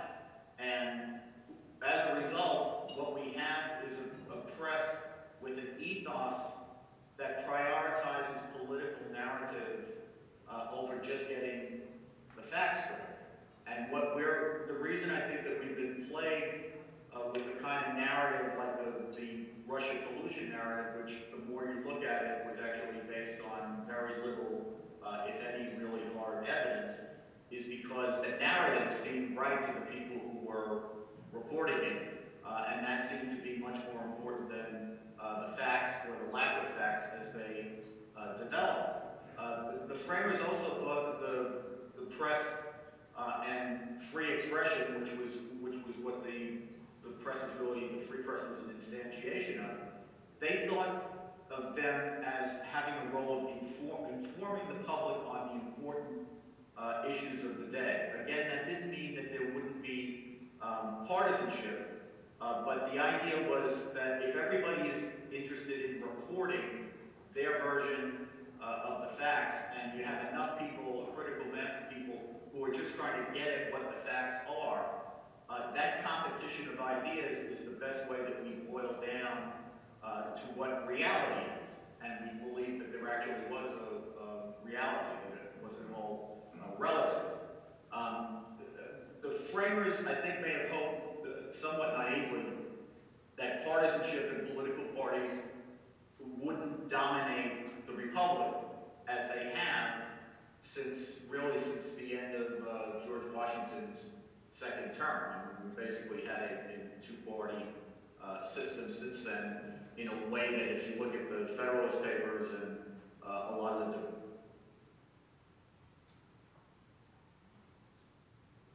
a partisan political environment, but it is what it is, and it's a natural development. What I think the framers would have been astonished by, though, was the notion that the press as an institution would actually become an arm of one of two major political parties in the country, to the extent that at a certain point it gets to be difficult to understand and grasp where the Democratic Party ends and the major media begins. They've almost become an indistinguishable edifice. And if there's any lesson that we'll get out of the collusion caper, I think it is that this is one of those stories that, from the point of view of the Democratic political operatives and the point of view of the major left-leaning media, the story was just too good to check. And it had become acceptable somewhere along the line that we would elevate political narrative over evidence. And what seems to have been the conviction on both sides, whether it's the political operatives, even the investigators in the government itself, or the media, is that they were so confident in their convictions about now President Trump, that they were sure if they could keep the narrative spinning along long enough, what would happen is eventually the evidence would catch up with the narrative. And I think we're now seeing that start to,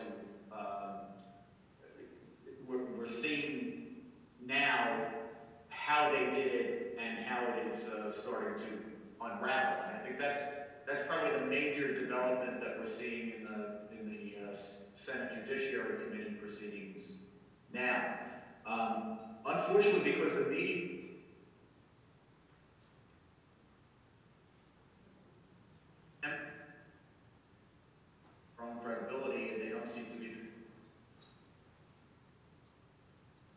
story, the pretty sensational revelations that have happened in the last 2 weeks. But we now know a couple of things that are extremely important. One is we've always known that Christopher Steele, who was working for the Clinton campaign, was peddling a narrative that the Clinton campaign obviously supported.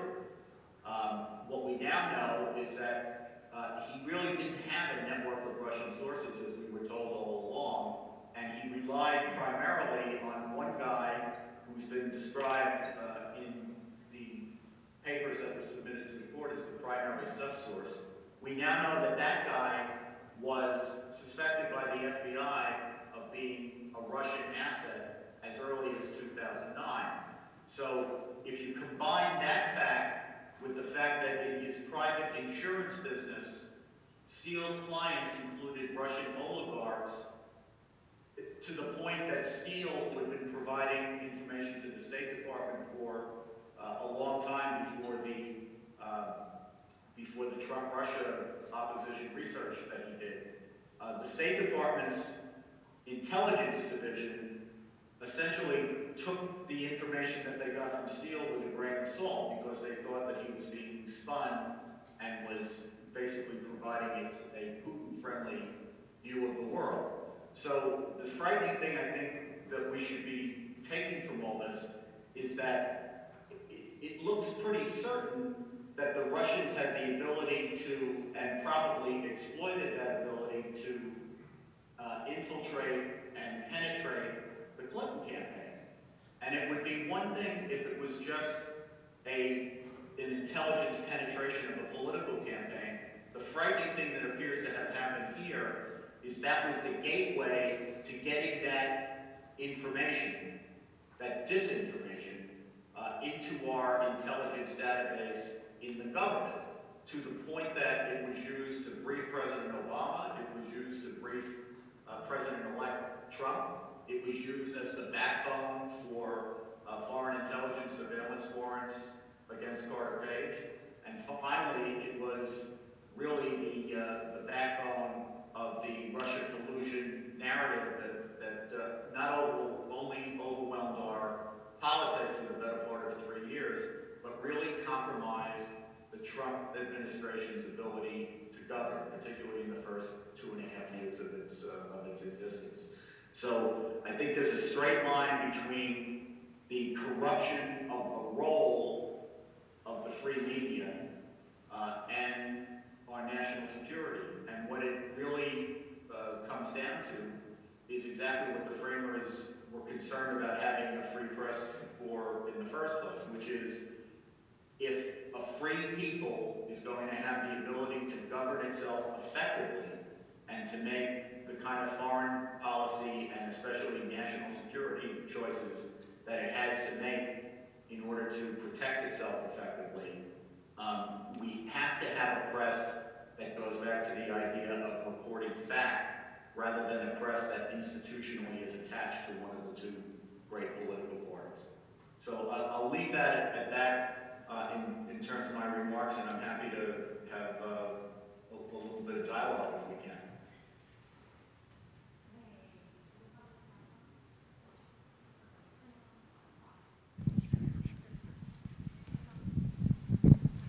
Okay. We're going to have just time for a couple of questions for Mr. McCarthy. Is there anyone that has a burning question?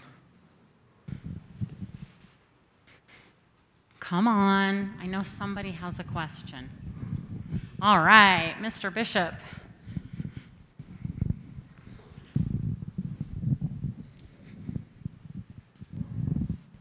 So having said all of that, it makes all the sense in the world. What is it that can be done about it?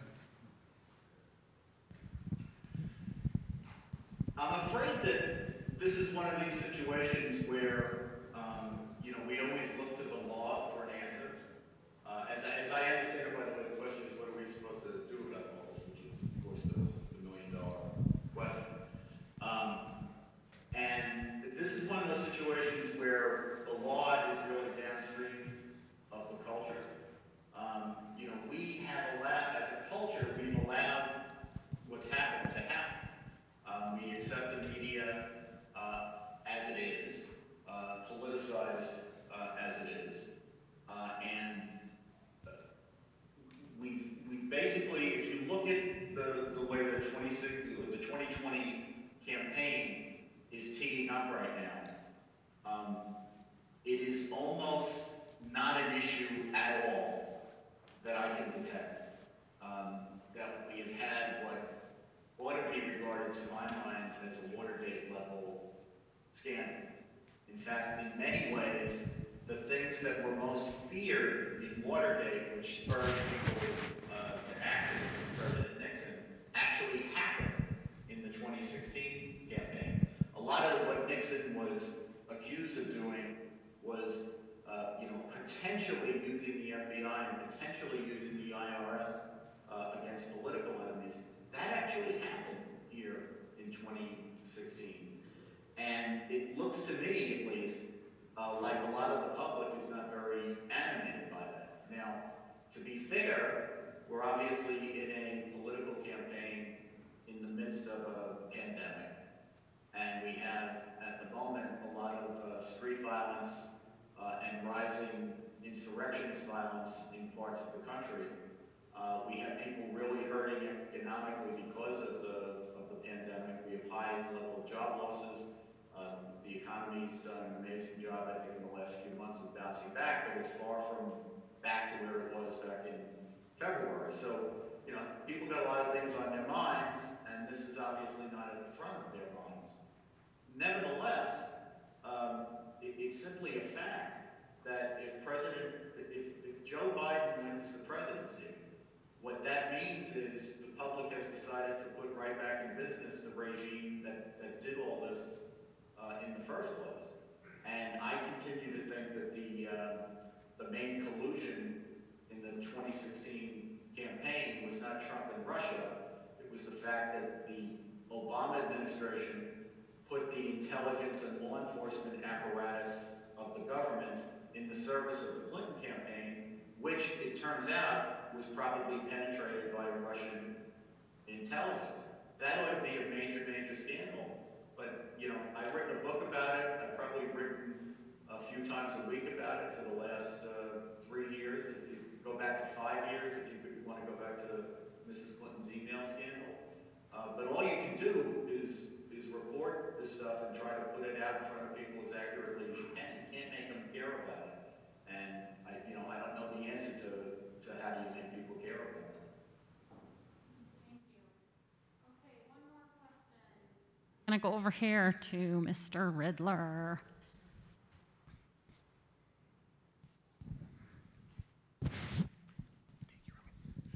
Thank you, Andrew, for joining us today.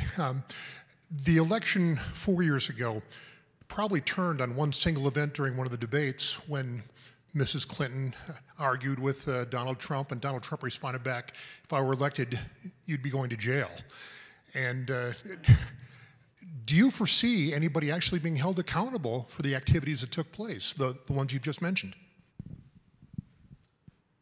Well, I do think that there's all kinds of accountability. When obviously the way you ask that question is the same way my mom asks it to me. I have this conversation with my mother about once a week where I say, "Ma, look, you have to understand there's all kinds of ways of holding people accountable, and a lot of the people who are involved in this aren't in their jobs anymore, and we can do a historical document where we say this is what happened and this is who did it." And my mother starts to tap her feet and get impatient with me, which has only been going on for 62 years.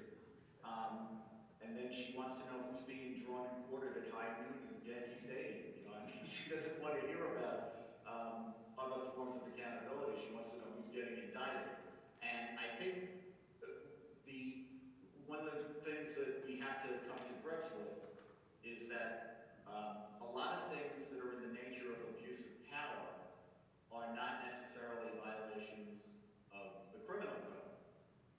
One of the reasons that I think we didn't learn this lesson probably half a century ago is when President Ford pardoned former President Nixon, the assumption seems to have been that if it hadn't been for that pardon, Nixon would have been prosecuted. I must say, having looked at that investigation, I think it would have been very difficult to prosecute Nixon. It's one thing to say people have abused the power that we trust them with. It's quite another thing to say that the misconduct amounts to violations of the criminal code that prosecutors can prove beyond a reasonable doubt in court. And I think that the line that Attorney General Barr has been trying to draw, and he's been vocal on this, I think, from the beginning of his time in the Justice Department, starting in 2019, is that we need to get the politics out of the Justice Department and the Justice Department out of the politics. And I think he has been trying to do that, notwithstanding the criticism that he's gotten from the media and the Democrats. There are a lot of cases he could have brought that he didn't. And he's been pretty clear that unless he can find what he calls a meat and potatoes criminal law violation, like the one indictment they brought against this guy who obviously tampered with a very important document, unless you're going to get clear crimes like that, the criminal justice system is not the place where we ought to be resolving our political disputes. So I think you will have some people charged if it can be proved in a compelling way that they lied to a court, where you knew the truth was X and you told the court Y.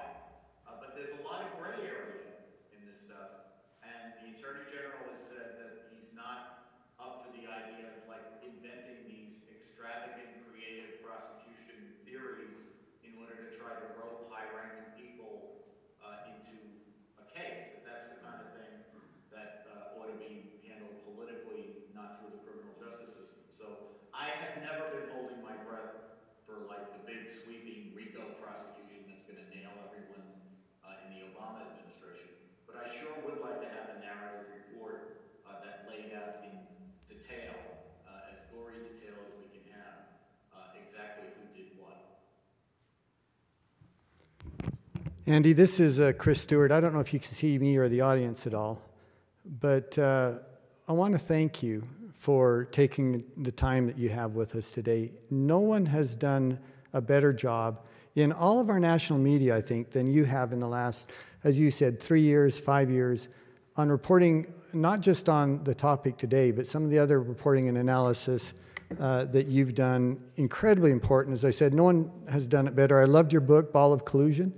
I've got a bunch of them in the trunk of my car. I'll be selling them for you, Andy. We already had that agreement, right? People ask me once, and some of you have heard me say this before, Andy, but I think this is reflective on you and your work. I came back from Moscow. People ask this question all the time. I'll refer to it a little later on as well. What's the greatest threat facing our country? As a member of the House Intel Committee, someone who works in that area, it's a very common question. I once answered it without thinking. It's that no one knows what is true anymore. And if we lose that foundation of truth, of what is factually true, what's demonstrably true, we can't do any good if we don't know what's true, and if we're not willing to acknowledge what's true. And frankly, in an environment and sometimes a media that doesn't seem that interested in telling the truth sometimes, Andy, you do tell the truth. Thank you for that. Your role has been meaningful, and thank you for spending a few minutes with us here today. Thank you so much.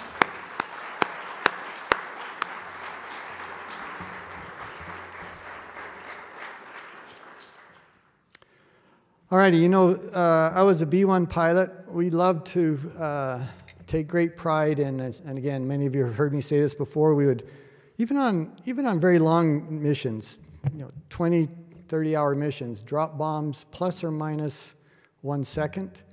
And I'm very pleased as a timekeeper today that say we are plus or minus, well, about a minute, so we're doing okay. It's an honor now to introduce someone who I consider a great friend, someone that I have tremendous respect for, someone who, if we're going to save our world, this by and large is going to be the guy who's going to do it. So no pressure there, Ambassador. Again, we have his background and biography in the program, and it's extensive. I won't read it. I'd like to refer to just a few highlights of it that I think are important. Special Representative Envoy for Hostage Affairs. Now, that's not an easy job, was it? I suppose you've got some stories that you'll be able to tell your kids and grandkids and many others as time goes by and you're able to talk about some of those. Various positions with the rank of ambassador, including now, of course, ambassador as the special assistant to the president on national security. Nominated by President George W. Bush to serve as representative to the UN. I like this one, a major in the JAG. The reason I like that is because I also was a major, so on this one thing, we are equal, at least. Successful lawyer, successful author, and the only thing, Robert, you got to explain to me, and I've kind of dogged you about this before, how in the world did you end up at Berkeley? Were you like a long-haired hippie doing sit-ins and things like that? And if you'd be willing to address that, that is the burning question that I have. On a more personal note of introduction, I remember sitting in your office for the first time. It was just about a year ago. And you know, in his office sits just a few steps from the Oval Office. And I remember as we sat and talked, I had this thought come to me. The Secretary of Defense is down at the Pentagon. That's where his office is. Secretary of State is over at the State Department. Yeah, our Attorney General is down at the Department of Justice. But there's a reason why the Special Assistant to the President on National Security is nearly right across the hall. This is one of the President's most trusted advisors. Robert, I believe that he is well served by your service. And it is my hope that both you and the President are both able and willing to continue to serve in the capacities that you have for at least 4 more years. Yeah, that's worth. I believe that if all men, and I really mean this, I believe that if all men and women in government were such as yourself, that we would have very little to worry about. Ambassador, we're going to turn time over to you. I know you have some prepared remarks, and then we have one of our kind of a local stars from Channel 2 KUTV, Heidi Hatch, who is also recognized as one of the very best, an Emmy Award-winning journalist. And then Heidi is going to lead a discussion with you, Ambassador, and we look forward to your comments.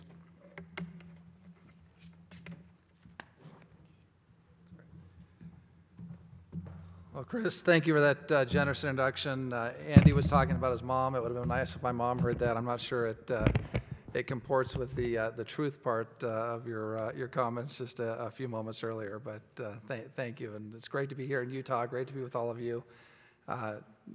Chris has put together a marvelous conference. It's really terrible to have to follow Andrew McCarthy speaking. He's one of the greats in the media, and I know you enjoyed that. I certainly did. And know each of you that Congressman Stewart has the ear of the president.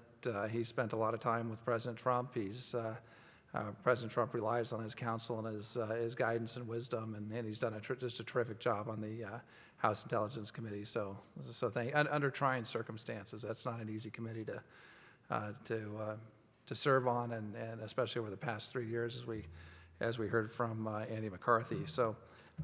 Thank you for inviting me, and it gives me another excuse to be here in Utah, see my daughter who goes to school out here, and just enjoy the great weather and the great people of the state of Utah.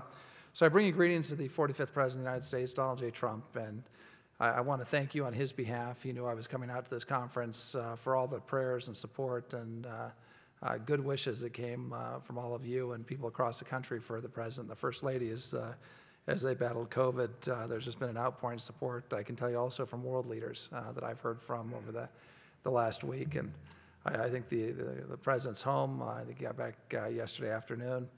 I can't imagine what a patient he would have been at the hospital. I would not have wanted to be his nurse or a doctor. So I don't think he enjoys hospitals. I don't think I spoke with him just before he went. I was in Geneva having some meetings with my Russian counterpart, and I called the president during the break in the talks and give an update and get some guidance on how we want to proceed in the afternoon. And I didn't know he was going to the hospital at the time, but he must have had the news.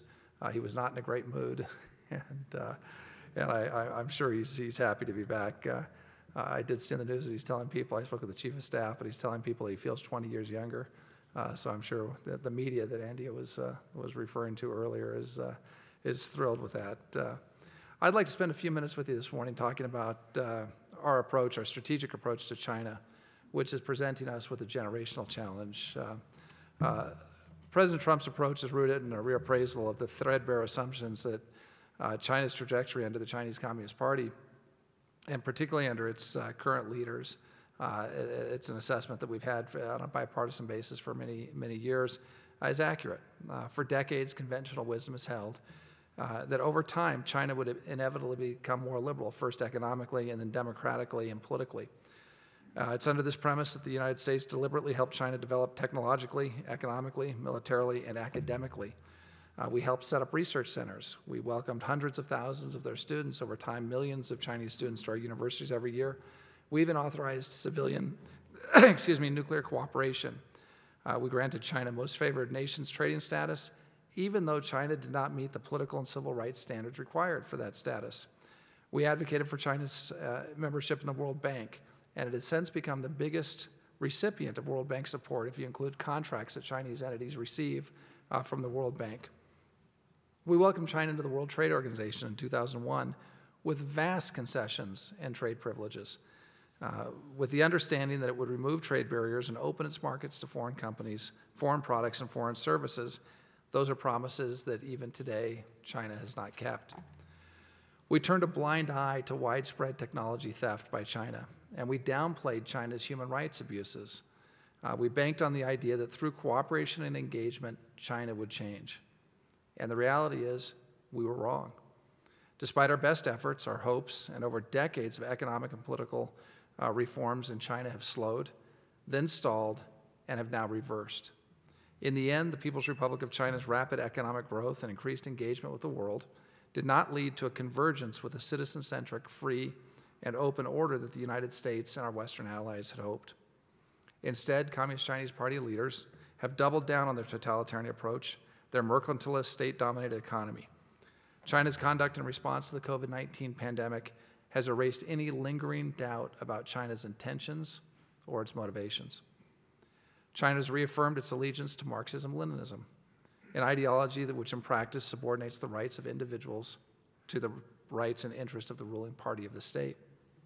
The CCP has tightened control over the Chinese people and tightened its control over political thought. Outside sources of information are banned, content is censored, and those who depart from the party line are jailed.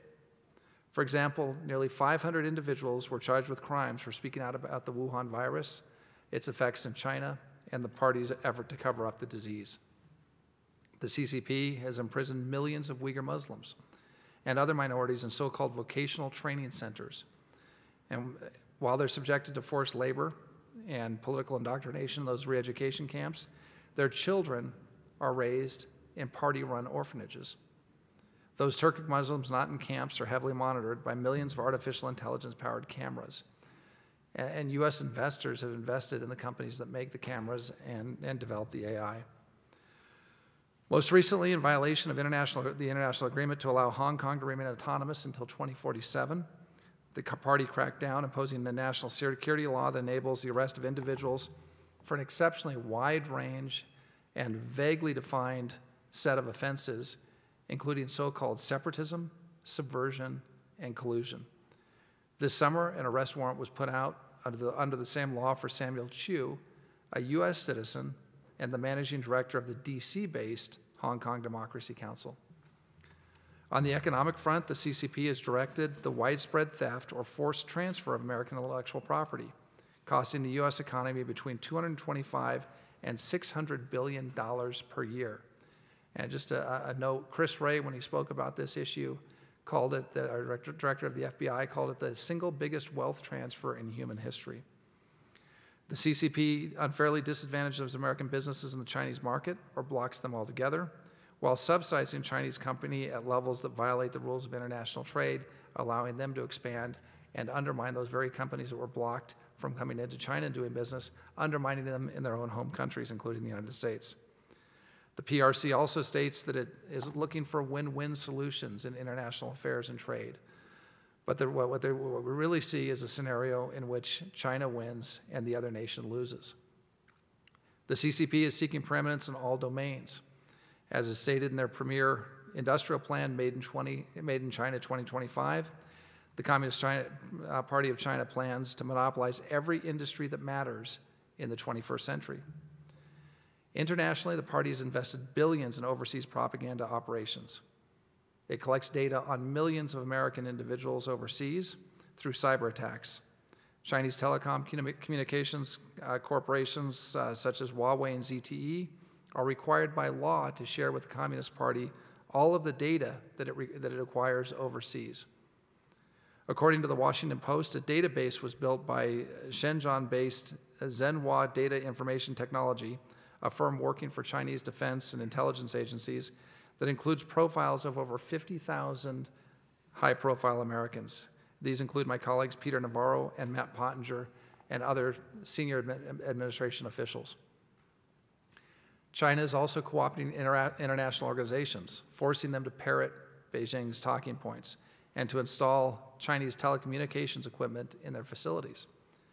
China now heads 4 of the 15 UN specialized agencies. That's more than the UK, France, US, and Russia, the other permanent members of the Security Council, have combined. In the South China Sea, the party is undermining its neighbors' sovereign rights and seizing control of their offshore resources in violation of the Permanent Court of Arbitration's 2016 decision, which plainly states that China has no valid legal claim under international law to the maritime areas of the South China Sea. The CCP's territorial aggression is also apparent on its Indian border, where China has attempted to seize control of the line of actual control by force. The same is true in the Taiwan Strait, where the PLA Navy and Air Force continue to conduct threatening military drills. Beijing's signature international development program, One Belt, One Road, involves impoverished companies taking on opaque and unsustainable Chinese loans to pay Chinese firms employing Chinese laborers to build their infrastructure. Many of these projects are unnecessary, shoddily built, and they're white elephants. And now these countries' dependence on the Chinese debt leaves their sovereignty eroded, and with no choice but to hew to the party's line on UN votes or any other issue that the Chinese Communist Party considers a red line. Other international aid efforts include selling surveillance systems and similar tools of repression to pariah regimes around the world, including Venezuela's Nicolas Maduro.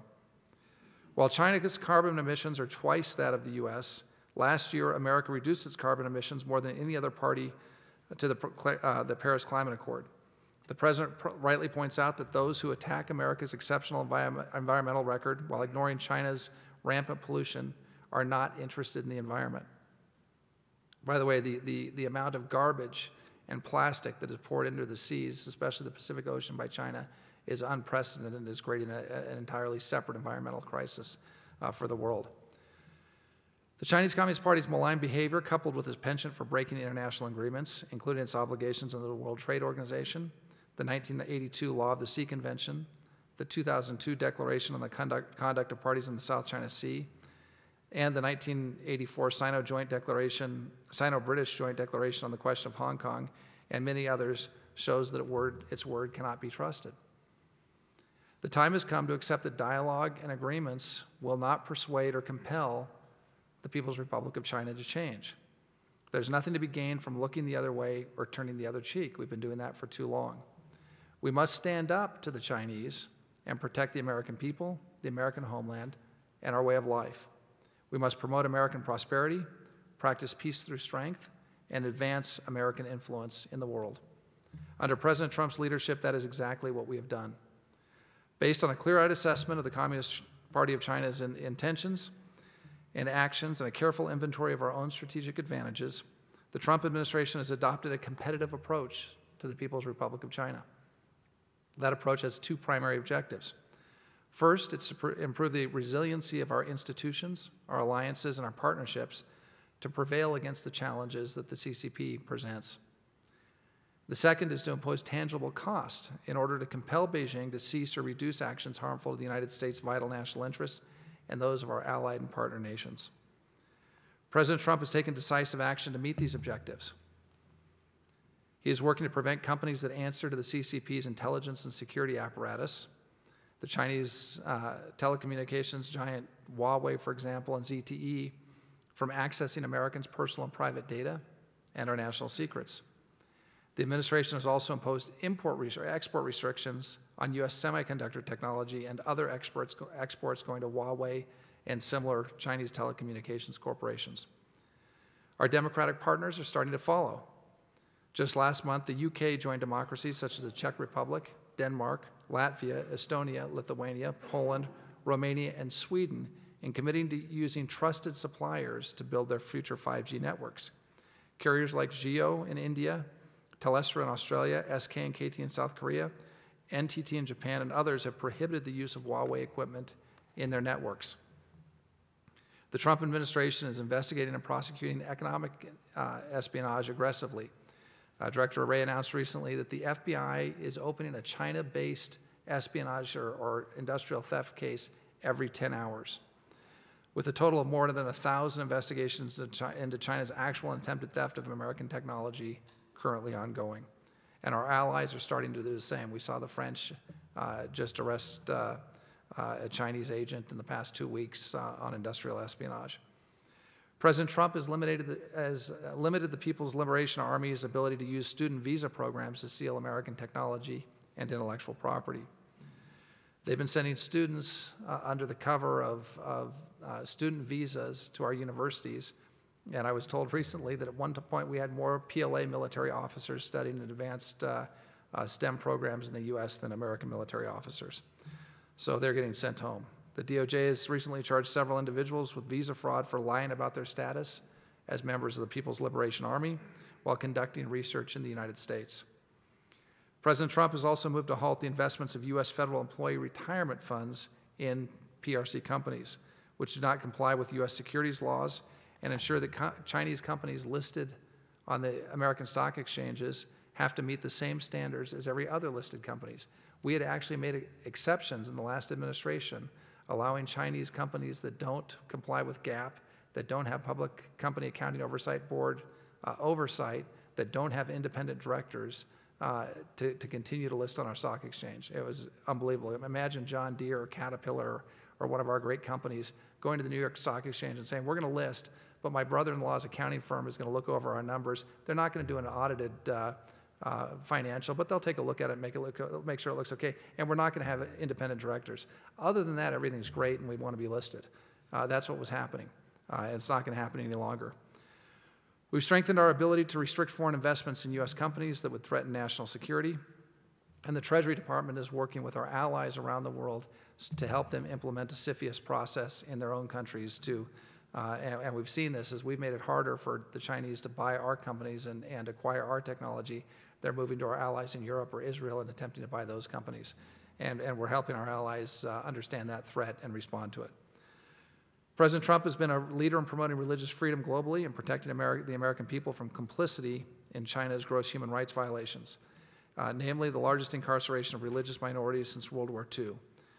We've imposed export controls and sanctions on Chinese government entities and companies that are complicit in China's campaign of repression, mass and arbitrary detention, forced labor, and high technology surveillance of the Uyghurs and other minorities.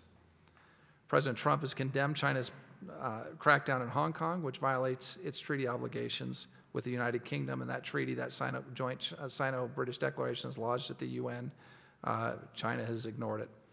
We've eliminated policy exemptions that create a separate status and incentives for American companies to do business in China, in Hong Kong, because Hong Kong's autonomy, the basis for those exemptions, no longer exist. And many of our allies and friends are doing the same. President Trump has strengthened our military relationships in the Indo-Pacific. Our important partnership, which will be one of the most key partnerships for the United States in the 21st century, India, is thriving. We've signed memorandums of understanding extending U.S. military access to Singapore's air and naval bases. We're working closely with Japan, Australia, and New Zealand to strengthen relationships with the Pacific Islands, especially Timor, and the islands in the first and second island chain. And we're also working closely with Mongolia. As these actions make clear, the Trump administration is standing up for American interests and values around the world. as well as our allies and partners, and we will continue to do so.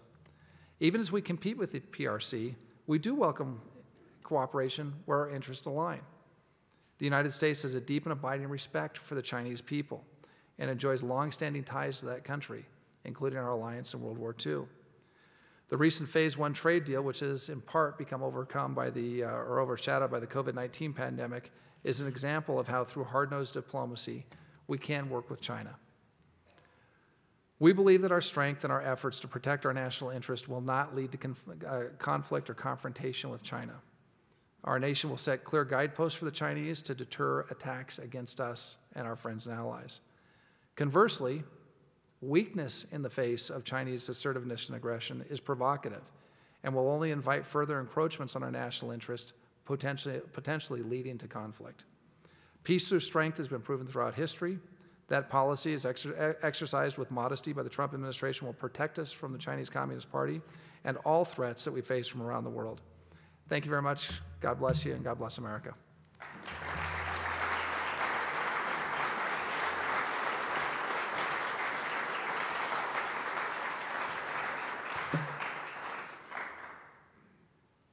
Heidi, which chair would you like? Either one is good. I was just declared Rona-free yesterday, too, to go to the debate, so hopefully germ-free as well. I'm going to stick this near you. Great. Hello, everyone. This is good. Testing. I think we're good. I don't know if mine's on. I'm good? Now? Okay, there we go. Well, thank you everyone for being here today. I feel like I'm probably not qualified to be asking these questions. All of you in the audience might be better. I actually have a brother who works in intelligence, and I called and asked him if he could give me some questions or something good, but he takes his job very seriously and won't tell me if he's having a good day or a bad day, let alone give me questions. I'm not sure how we came from the same mom, but thank you for being here with us today. You talked a lot about China, but when you sit and think about what keeps you up at night, what your biggest concern is, and what our biggest threat is there one specific country that's our biggest threat here in the U.S.?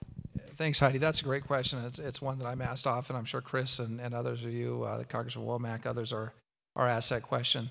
Look, the generational challenge that we face, the existential challenge that the United States is facing, I'm not sure we've ever faced a challenge like this is the Chinese challenge. China has a big population. They're smart. They're hardworking. They're ideologically committed.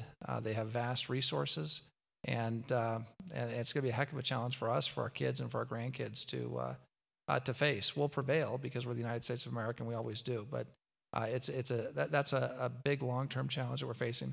Short-term, the things that keep you up at night, if you have to walk in and tell the president that there's been an incident or a problem, is most likely the Islamic Republic of Iran.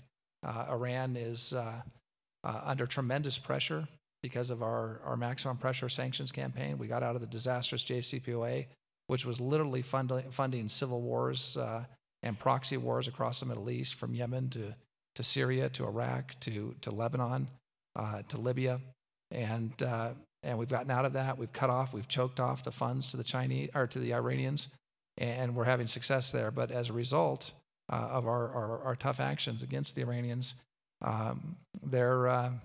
they could make a miscalculation and engage in an attack, which would require and which would result in a very swift response and a devastating response from the United States. I want to talk a little bit about that region, because I think that we've kind of forgotten a little bit about the Middle East, I guess, with no new wars or conflicts going on. We certainly have plenty of troops over there still. We have had 2 peace deals recently, most recently with the UAE, were there, and Israel. And how important is it that we're making these? I think there's been a shrug of the shoulders from many people when they listen to these peace deals. Do they matter in that region because their stability matters to our stability? Or is it just, okay, cool, there's a flight and we don't really have to worry about that? Is it a big deal? Well, that's a super question. I can tell you it's a huge deal. It's the first time that Israel and an Arab country have made peace in, I think, 26 years now, since the last one was Jordan and Israel. So it was a game changer. And folks in the region understand what a big deal it was. And look, it's a credit to President Trump. And I said shortly thereafter he had to be nominated for the Nobel Peace Prize. And I got some flack from the media for saying that he's since been nominated by Norwegian legislators and some folks from the region. Not only did Israel make peace with the UAE, it also made peace with Bahrain. And we're talking to a number of other countries about normalizing their relations with Israel. So this was truly a game changer in the region. What allowed it to happen is that the president built political capital. He built political capital in Israel by fulfilling a promise that almost every presidential candidate has made in the past 30 years, that if they were elected, they would move America's embassy from Tel Aviv to Israel's actual capital, which is Jerusalem. And that was a...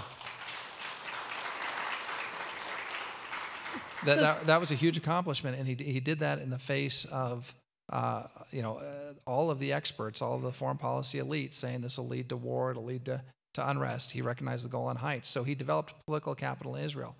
With the Gulf Arab states, by pulling out of the JCPOA and supporting our Gulf Arab allies against Iran, he reinstilled confidence in them that they had totally lost in the last administration.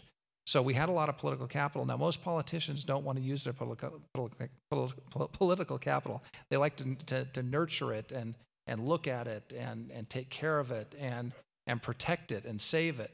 That's not this president. He took that political capital that he'd gained both in Israel and in the Gulf Arab states, and he used it to drive both parties in very tough, very hard negotiations. I was party to those to drive them together. There was a lot of opposition to Prime Minister Netanyahu to not annex some of the West Bank and not to do this deal under the circumstances. There was pressure certainly on Crown Prince Mohammed bin Zayed and King Hamad in Bahrain not to do the deal.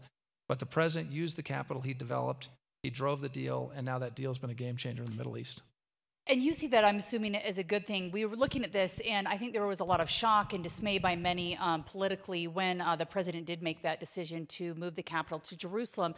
Interestingly enough, when I go back and listen to political debates back decades, it seems like it's an issue that every president running for office talks about, and they want to get more involved in Israel, and they want to make those changes, but no one ever actually does.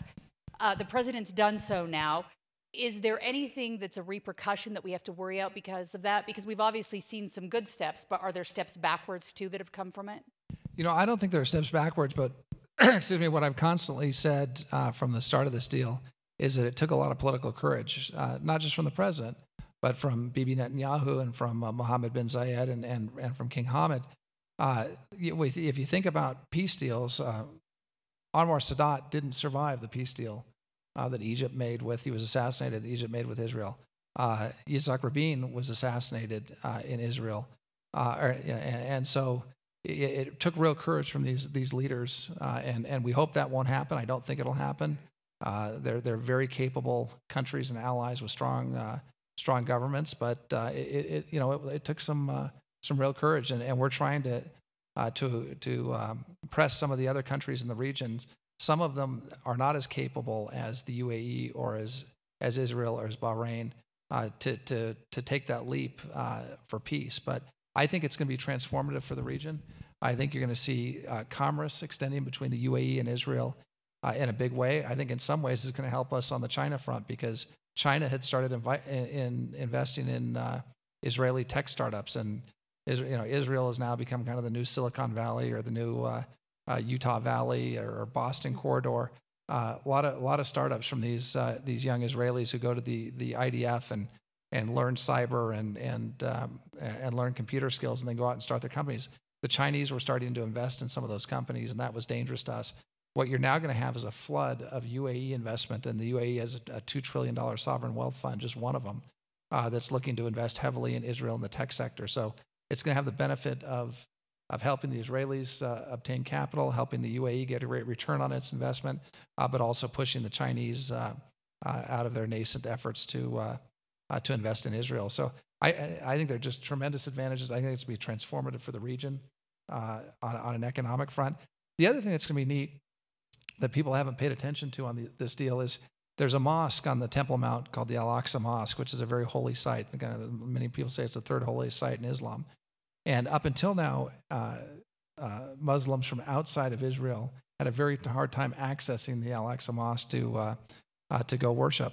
with these deals and with the flights back and forth between Ben Gurion Airport and Abu Dhabi and now Bahrain, you're going to have pilgrims, Muslim pilgrims coming from these Arab countries who are going to be able to go to Israel and be able to access the Al-Aqsa Mosque and to worship. And so I think it's going to be good for religious freedom in the region as well. So I think there are a lot of benefits that are going to come from these deals. It'll be excited to see. I feel like everything kind of leads back to China, but you were talking about the interconnectedness. But I wanted to ask one of the most basic questions that probably our kids at home are wanting to know. Is TikTok really dangerous? Should we delete the apps from our phones? Does it matter? Are the Chinese spying on us through our dances? I don't dance, so I don't make TikToks, but my kids do. Yes, you should delete the app from your phone. What happens is the app goes on your phone or on your computer, and it gets into the root of your operating system. And TikTok is able to upload every bit of data off your phone or off your computer. It's extraordinarily dangerous. Other gaming apps do the same thing. The difference is, it's one thing to have Google or Apple or a private company. May not be great, but there's a magnitude of difference of having those companies own your data or having the Chinese Communist Party and their intelligence apparatus own your data. And the reason they want the data is quite simple. They want to have a profile on every American. They have something called a social credit score in China. So they know everything about every Chinese citizen. They know every text message. They know everything about their medical efforts. They know their medical records. They know their financial records. They know if they jaywalked or crossed the street because it gets picked up by a camera with artificial intelligence. Yeah. You and me both. And so I drive my Secret Service detail nuts. They think they're going to lose me when I'm jaywalking on one of these walks or runs in the morning. But they get all of that data and they compile that data and they decide who's trustworthy and who the party can rely on. They also develop information for blackmail, so they can blackmail you to do what the party wants. And they also they get to know your hopes and your fears and your desires. And when you think about election interference or how you can interfere in a democracy, they take all of that information and they can micro-target you and send you messages, just like an ad company would, but on steroids, anticipating what your concerns are. No democracy should ever want to allow China to have that information about their people. Now, it would have been it would have been impossible to use all that data in the past. You'd have files, warehouses like Indiana Jones style warehouses full of files on people, and you wouldn't be able to use it. But now with artificial intelligence and machine learning and big data, the Chinese can take all of this and they'll have a social credit score for everybody around the world. And then the Chinese Communist Party can use all that information to attempt to influence, to blackmail, to cajole, to flatter, to buy you if they can. And that's not something we want to have. TikTok is one part of it. The Indians have realized this and have banned 150 Chinese apps, everything from WeChat to Weibo to almost everything that Tencent makes, games. So this is a worldwide plan that they have, and it's dangerous. But TikTok is probably one of the most prevalent, at least for our kids that use it. So you'd support the president in saying that we shouldn't have TikTok, or should an American company buy it out and they can store our information? I'm assuming they'll do the same. Yeah, I mean that's what we're looking at right now. Is there some possibility of it becoming an American company with the data staying here in the United States? And again, it's a whole other question, and there are lots of consumer privacy advocates that will tell you all the dangers of having giant corporations control all your data and have the same ability, but they tend to do it on a less systematic basis, on a less pervasive basis, and they're not a foreign government attempting to influence us the way the Chinese would. You guys didn't think you were talking TikTok when you came here today, right? Going back to China for just a minute before we move on, the House Intelligence Committee just came out with a report and suggested that there be some major changes in how we deal with China. You talked a little bit about that, but if there were a step one in how we would change how we deal with them, what we import, what we export, what is the number one thing we do to change that relationship and make sure the U.S. doesn't become subservient? So I think the president's already taken the first step, and that was putting the tariffs on China, which, again, as a Republican and as someone who's always supported free enterprise and free trade, we tend to be against tariffs. But when there's not free and fair trade, sometimes that's what you need to do. And the tariffs were very effective. The U.S. derived billions of dollars from those tariffs, and we were able to use that to support farmers who were retaliated against by the Chinese in response to those tariffs. But those tariffs drove the Chinese into doing a phase one trade deal that was actually a pretty good deal. It would have probably cut the trade deficit by about $200 billion. And the Chinese made commitments on intellectual property theft and and buying American farm products. And the president did that all under the trust but verify idea of President Reagan. But we'd do the deal, but we'd trust him to do the deal and to live up to it, but we'd have to verify it. Unfortunately, the COVID pandemic hit right on the heels of the Phase 1 trade deal. And we've now spent $5 or $6 trillion of our kids' money, of our grandkids' money that we've borrowed to try and deal with this pandemic. And so the $200 billion that the Phase 1 trade deal got us now is somewhat overshadowed by what's happened with COVID.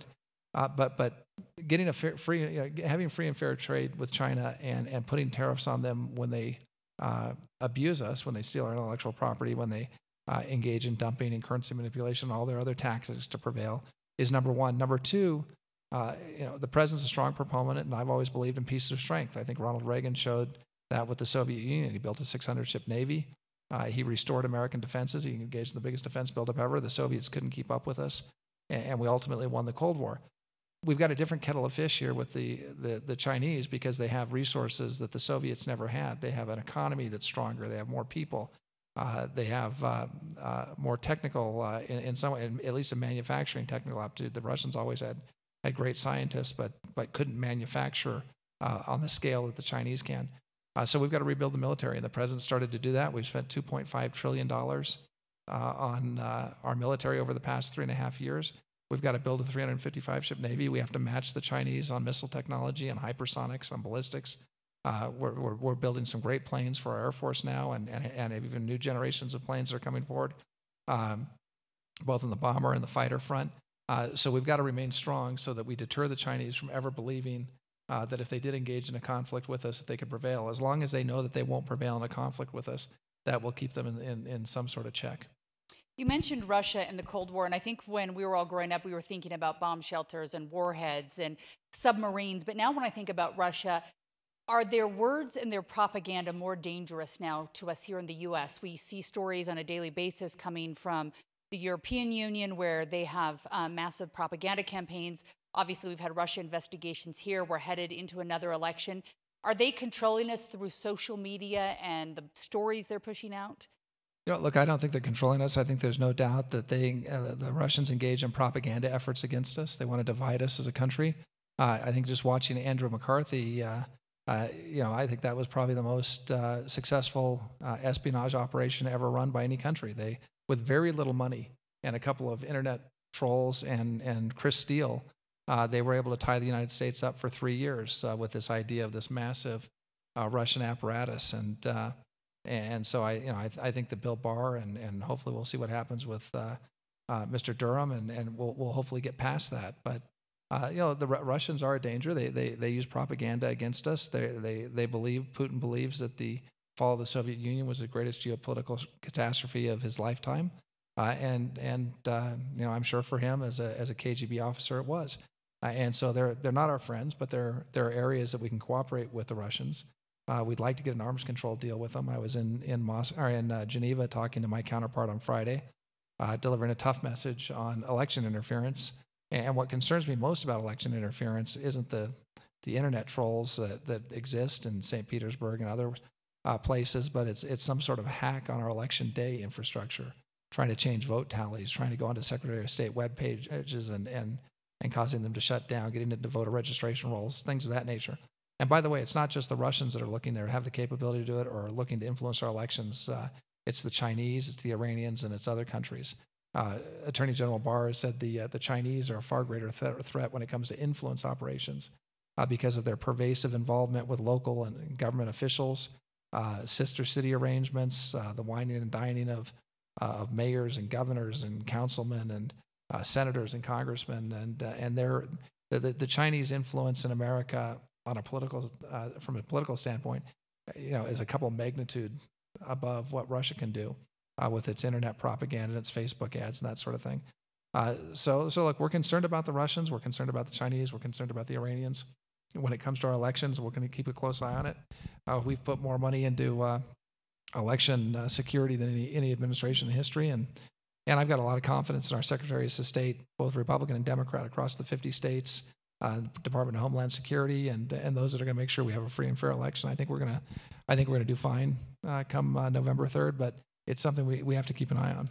Is that something that's up to each state, their security on their websites, or is it something that nationally there's maybe something across the board that's helping strengthen those? So it's a good question. We're a federalist country, and every state and territory has their own governor and their own secretary of state, and they'll be working on their, and they conduct the elections in our country. We have national elections, but they're conducted on a state-by-state basis. And so the Secretary of States will run the elections, but they have a lot of support from the federal government. So we have the Department of Homeland Security is spending hundreds of millions of dollars to help secretaries of state across the country. I was just in Iowa 2 weeks ago, and the Iowa National Guard has a cyber unit that's considered one of the best in the entire military.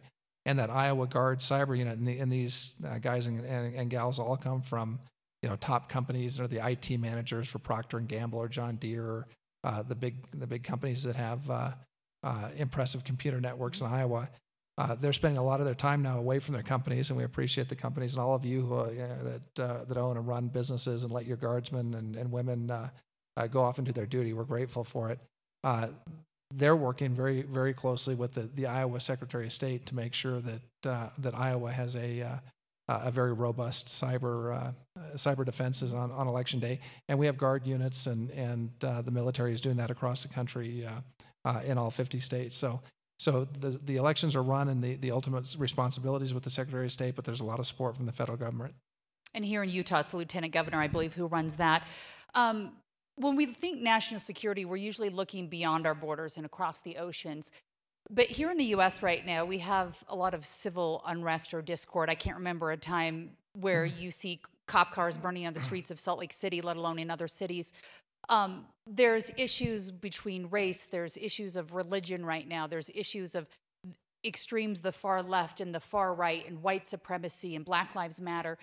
Is our own unrest within our own country a worry and concern for our national security, or is it not a worry and it's just something we have to work out amongst ourselves? Well, number one, we have to work out among ourselves, and we're in a very polarized time politically. I've been involved in a number of presidential campaigns, and they're always tough and they're always hard fought. But we're involved. We're in a situation now where the country really is polarized. I mean, I was in Los Angeles just out of law school when the Rodney King riots took place, and those were tough. But it was localized. I mean, we've seen unrest across the country, and look. What I made the point early on. This is where I did one of the Sunday shows, and I came out. I think it was the Sunday after George Floyd was killed, and I said that was a horrific thing that we saw. I mean, it was one of the most horrific things I've ever seen on TV. I was with the president on Air Force One when we saw it. The president immediately called Bill Barr at the Justice Department and said, "Investigate this, get on it." I came out and said, one of the great things about this country is that we have the right to petition our government for the redress of grievances, and we support peaceful protest, and if there was ever a reason to have peaceful protest, some of the police brutality that's out there is a reason for it. Now, I said I didn't think the police were systematically racist. I said they're bad apples. We need to root them out, and bad apples ruin the whole barrel. So I was roundly attacked by the left for not doing enough, for not saying enough. And then I turned on Tucker Carlson the next night, and he had a picture of me on there and said, "Mr. National Security Advisor, where are the peaceful protests?" He had pictures of police cars burning and that sort of thing. And so I figured maybe I got it right if I was getting attacked by both the right and left on it. But we need to come together as a country, and we need to. I'm doing a religious freedom forum later this afternoon here at the hotel, and we need to come together the way people have come together ecumenically. Across religious groups, but we also need to come together as Americans, Black, white, Native Americans, Asian Americans, and we need to come together and realize that we live in the greatest country in the history of the world.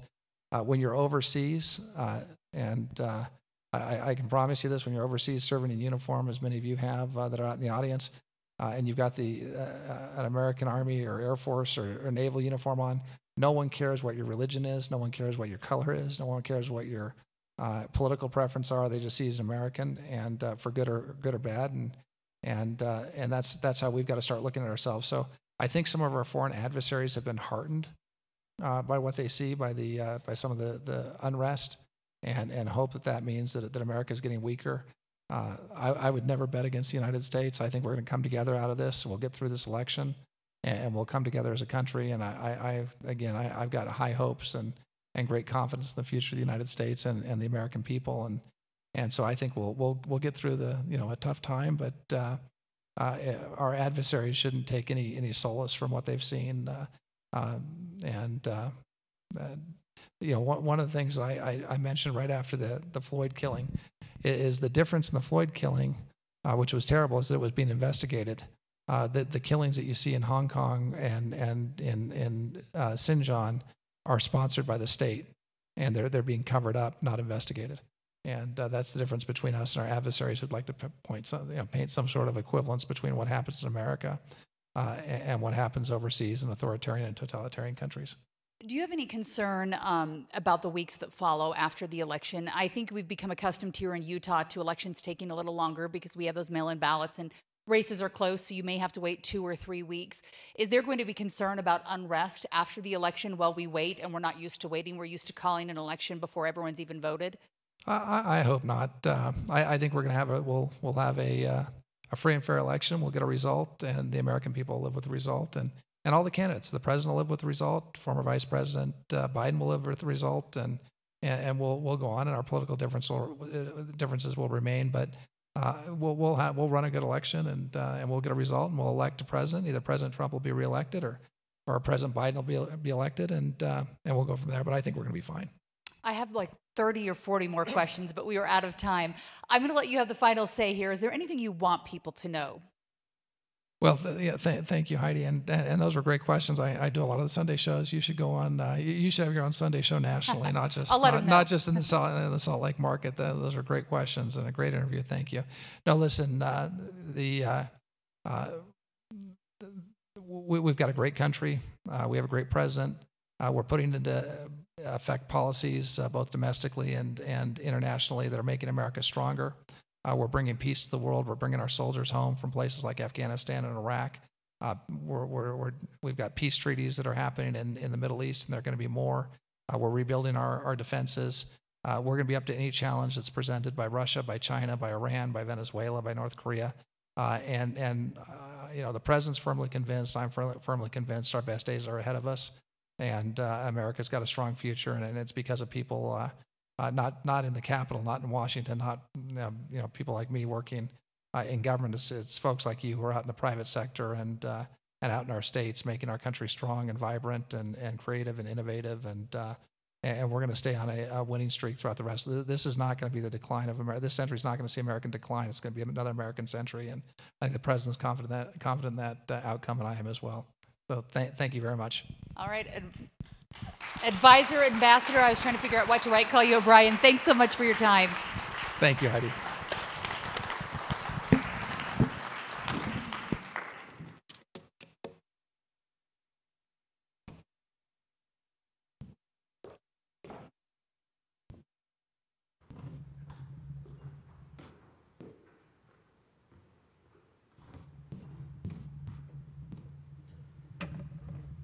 All right, I get to wrap it up a little bit here.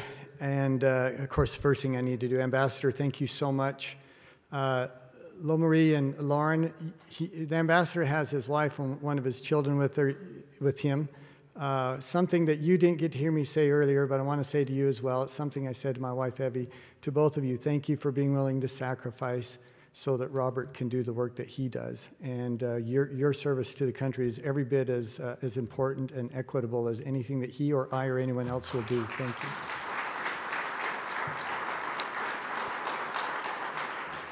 you. Ambassador, thank you for spending so much of your time on China. As a member of the China Task Force and the work that we've been doing, I completely agree.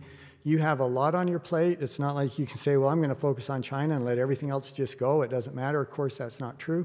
But this is a generational challenge for us, and thank you for highlighting that among your other comments as well. Steve, again, thank you. Yay, Ambassador Samake, thank you, and Andrew. For all of you for being here. For some of you, it was a difficult choice. We recognize that you have concerns with your health of your family. We have hundreds, in fact, probably more than 1,000 who are watching this online. We wish you could be with us next year. We look forward to being together. A couple things as we close and as I try to tie this together and share some personal observations, but do so quickly. I told you I'm a plus or minus 1 second kind of guy. I'm going to change my time on target now.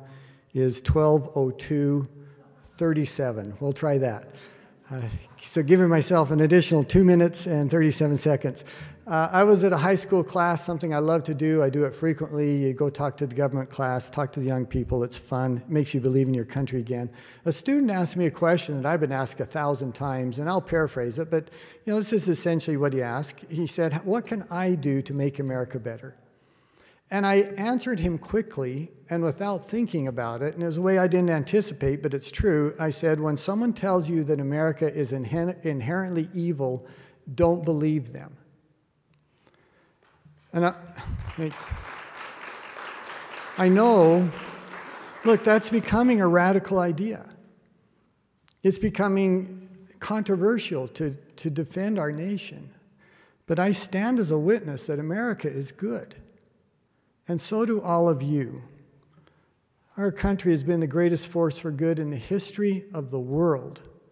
But a growing number of people think that the foundation of our nation is actually evil and we need to in some way rip it down to the core and start over, and that is absolute nonsense.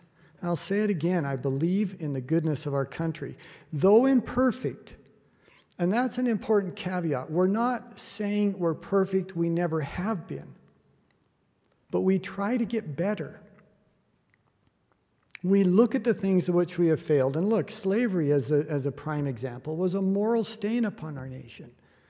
But some 630,000 Americans gave their life to fix that. The civil rights movement, I mean, we could go on and on about how we recognize that, yeah, we weren't who we wanted to be, but we tried to get better. And let me give evidence of this proposition that America is good. Through the sacrifice of blood and treasure, there are literally hundreds of millions of people around the world who live free today who would not, were it not for our country. What would have happened in World War I or World War II or the Cold War or any other examples if the Americans were not willing to stand up and say, I will volunteer to go serve in another place, to defend freedom? If you talk about free markets and the liberal democracy, this philosophy, this economic model, this model of governance that has done more to lift people out of poverty than any other philosophy or government, again, in the history of the world. In my lifetime, 2 billion people lifted out of poverty. Poverty being defined in abject poverty, living on less than $1 a day. Some 373 million of them in India alone just since the 1990s. In my lifetime, we have eliminated 80% of abject poverty around the world. If you talk about, and I'm going to have to do so very briefly, but we have normalized a standard of living that the pharaohs or any king or queen in the history of the world would have dreamed of. And we've made it so it's the norm, it's accepted, it's what people anticipate that they and their children will have. We've created wealth and leisure that was unimaginable at any other time. This is important. We have defended human dignity around the world, not just here at home, but around the world. We've devolved more power to the people. We have defended against tyranny. We have this creative genius, something magical that happens here in the United States, happens in this country, where the creative genius is unleashed, and we have been given more to the needy than, again, any other country in the history of the world. Any fair history or fair reading of history indicates that's demonstrably true. Now, I agree with the ambassador. I'm optimistic about our future. I don't believe that there's any nation that has the power to destroy us. We have the greatest military in the history, and our adversaries certainly know it. But the thing I do worry about, and I think I'm not alone in this concern, again, referring to what I said earlier about how I'm often asked what's the greatest threat facing our nation. And it is that though no nation can destroy us, I do worry that we might be in the process, which I believe, will correct, but if we don't, we're in the process of what would essentially be national suicide.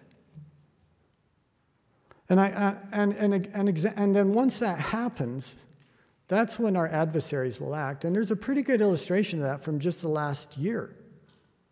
For several years, we were watching on the intelligence side tens of thousands of security forces, Chinese security forces that were essentially positioned in strategic locations around Hong Kong, but they never entered Hong Kong. Now, these were identified as supposedly being police, but they weren't police. They were essentially military personnel, or a little bit like the hybrid that Russia used in Ukraine or in some other place around. Little green men, they were called, people that in some cases were apparently civilians, but they weren't. None of those security forces moved until April. And what happened this spring that China thought they had a green light to do that? They looked at the United States and they said, we can do it now. They're so absorbed, they're so concerned with their own problem, as they should be, as we should have been. But we think we can go in and take Hong Kong, and there won't be any repercussions, and it turned out they were right. And we, in my opinion, maybe I'm wrong, and maybe history will show that I am wrong, and I'll happily admit that, but in my opinion, we've lost Hong Kong now, and I don't see a way to reclaim it. It's essentially absorbed into China and will soon be governed very differently than any other part of China. That's what happened when they looked at us and said, they're not going to provide the leadership that's essential in the world. Ye said it really well. And I've said it many times, I'll paraphrase it, Ye, but you said if America stumbles, the world crumbles. We're the glue holding the world together. Whether we like it or not, it's true. And so I'll end with a couple comments on, I think, this question that the high school young man asked me, what can I do to make our world better? What can I do to make our country better? I love this story of Mother Teresa, and I'm going to tell it briefly. I mean, if there's anyone who was a saint, surely it's Mother Teresa. And she was awarded the Nobel Peace Prize, deservedly so, and it wasn't attention that she sought. It wasn't something that she wanted to be acknowledged or to say, hey, look at me. And at one point, I think it was actually back in her home of India, she was recognized in a room about this size for this Nobel Peace Prize. And there's a lot of media there, a lot of her countrymen. And at one point, she is asked by a reporter, and again, I'll paraphrase, he said, Mother Teresa, how do you feel having committed and dedicated your entire life to bettering the conditions for people here in, at the time, Calcutta, or throughout India? How do you feel? And yet you look around and you see not much has changed. And she paused for a minute, and she looks down, and then she looks up, and she said, I was not called to be successful. I was only called to be faithful. And I think that's a great lesson for all of us. We are called to be faithful.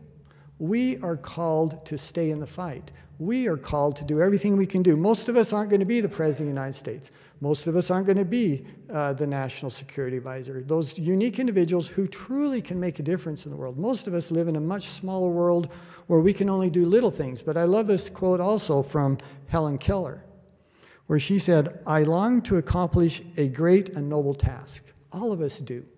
We want to accomplish a great and noble task. But she goes on, but my chief duty is to accomplish a small task in a great and noble way. Do the little things we can do in a great and noble way. The second lesson, and I can do this one very quickly. Like all families, our family had a time of trial. We've had more than one.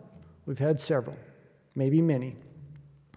During one of these challenging times, one of my daughters, who was at the time serving an LDS mission in England, she said something that I've thought about many times. She said, if you show courage, God will bless you. And that has proven to be true in the life of my family and other people around us that we care about. I think it's true for all of us. We need to show courage. So be faithful. Show courage. One other thing. This is from my dad, these are my father's Air Force wings. He was one of my heroes, as well as some of my brothers who also had a chance to serve in the military. And I had this great blessing of being a young man and being raised by one of the greatest generation. And we milked cows together. And I remember we were one time early in the morning out milking cows, and he was telling me about some of his experience as a pilot in World War II.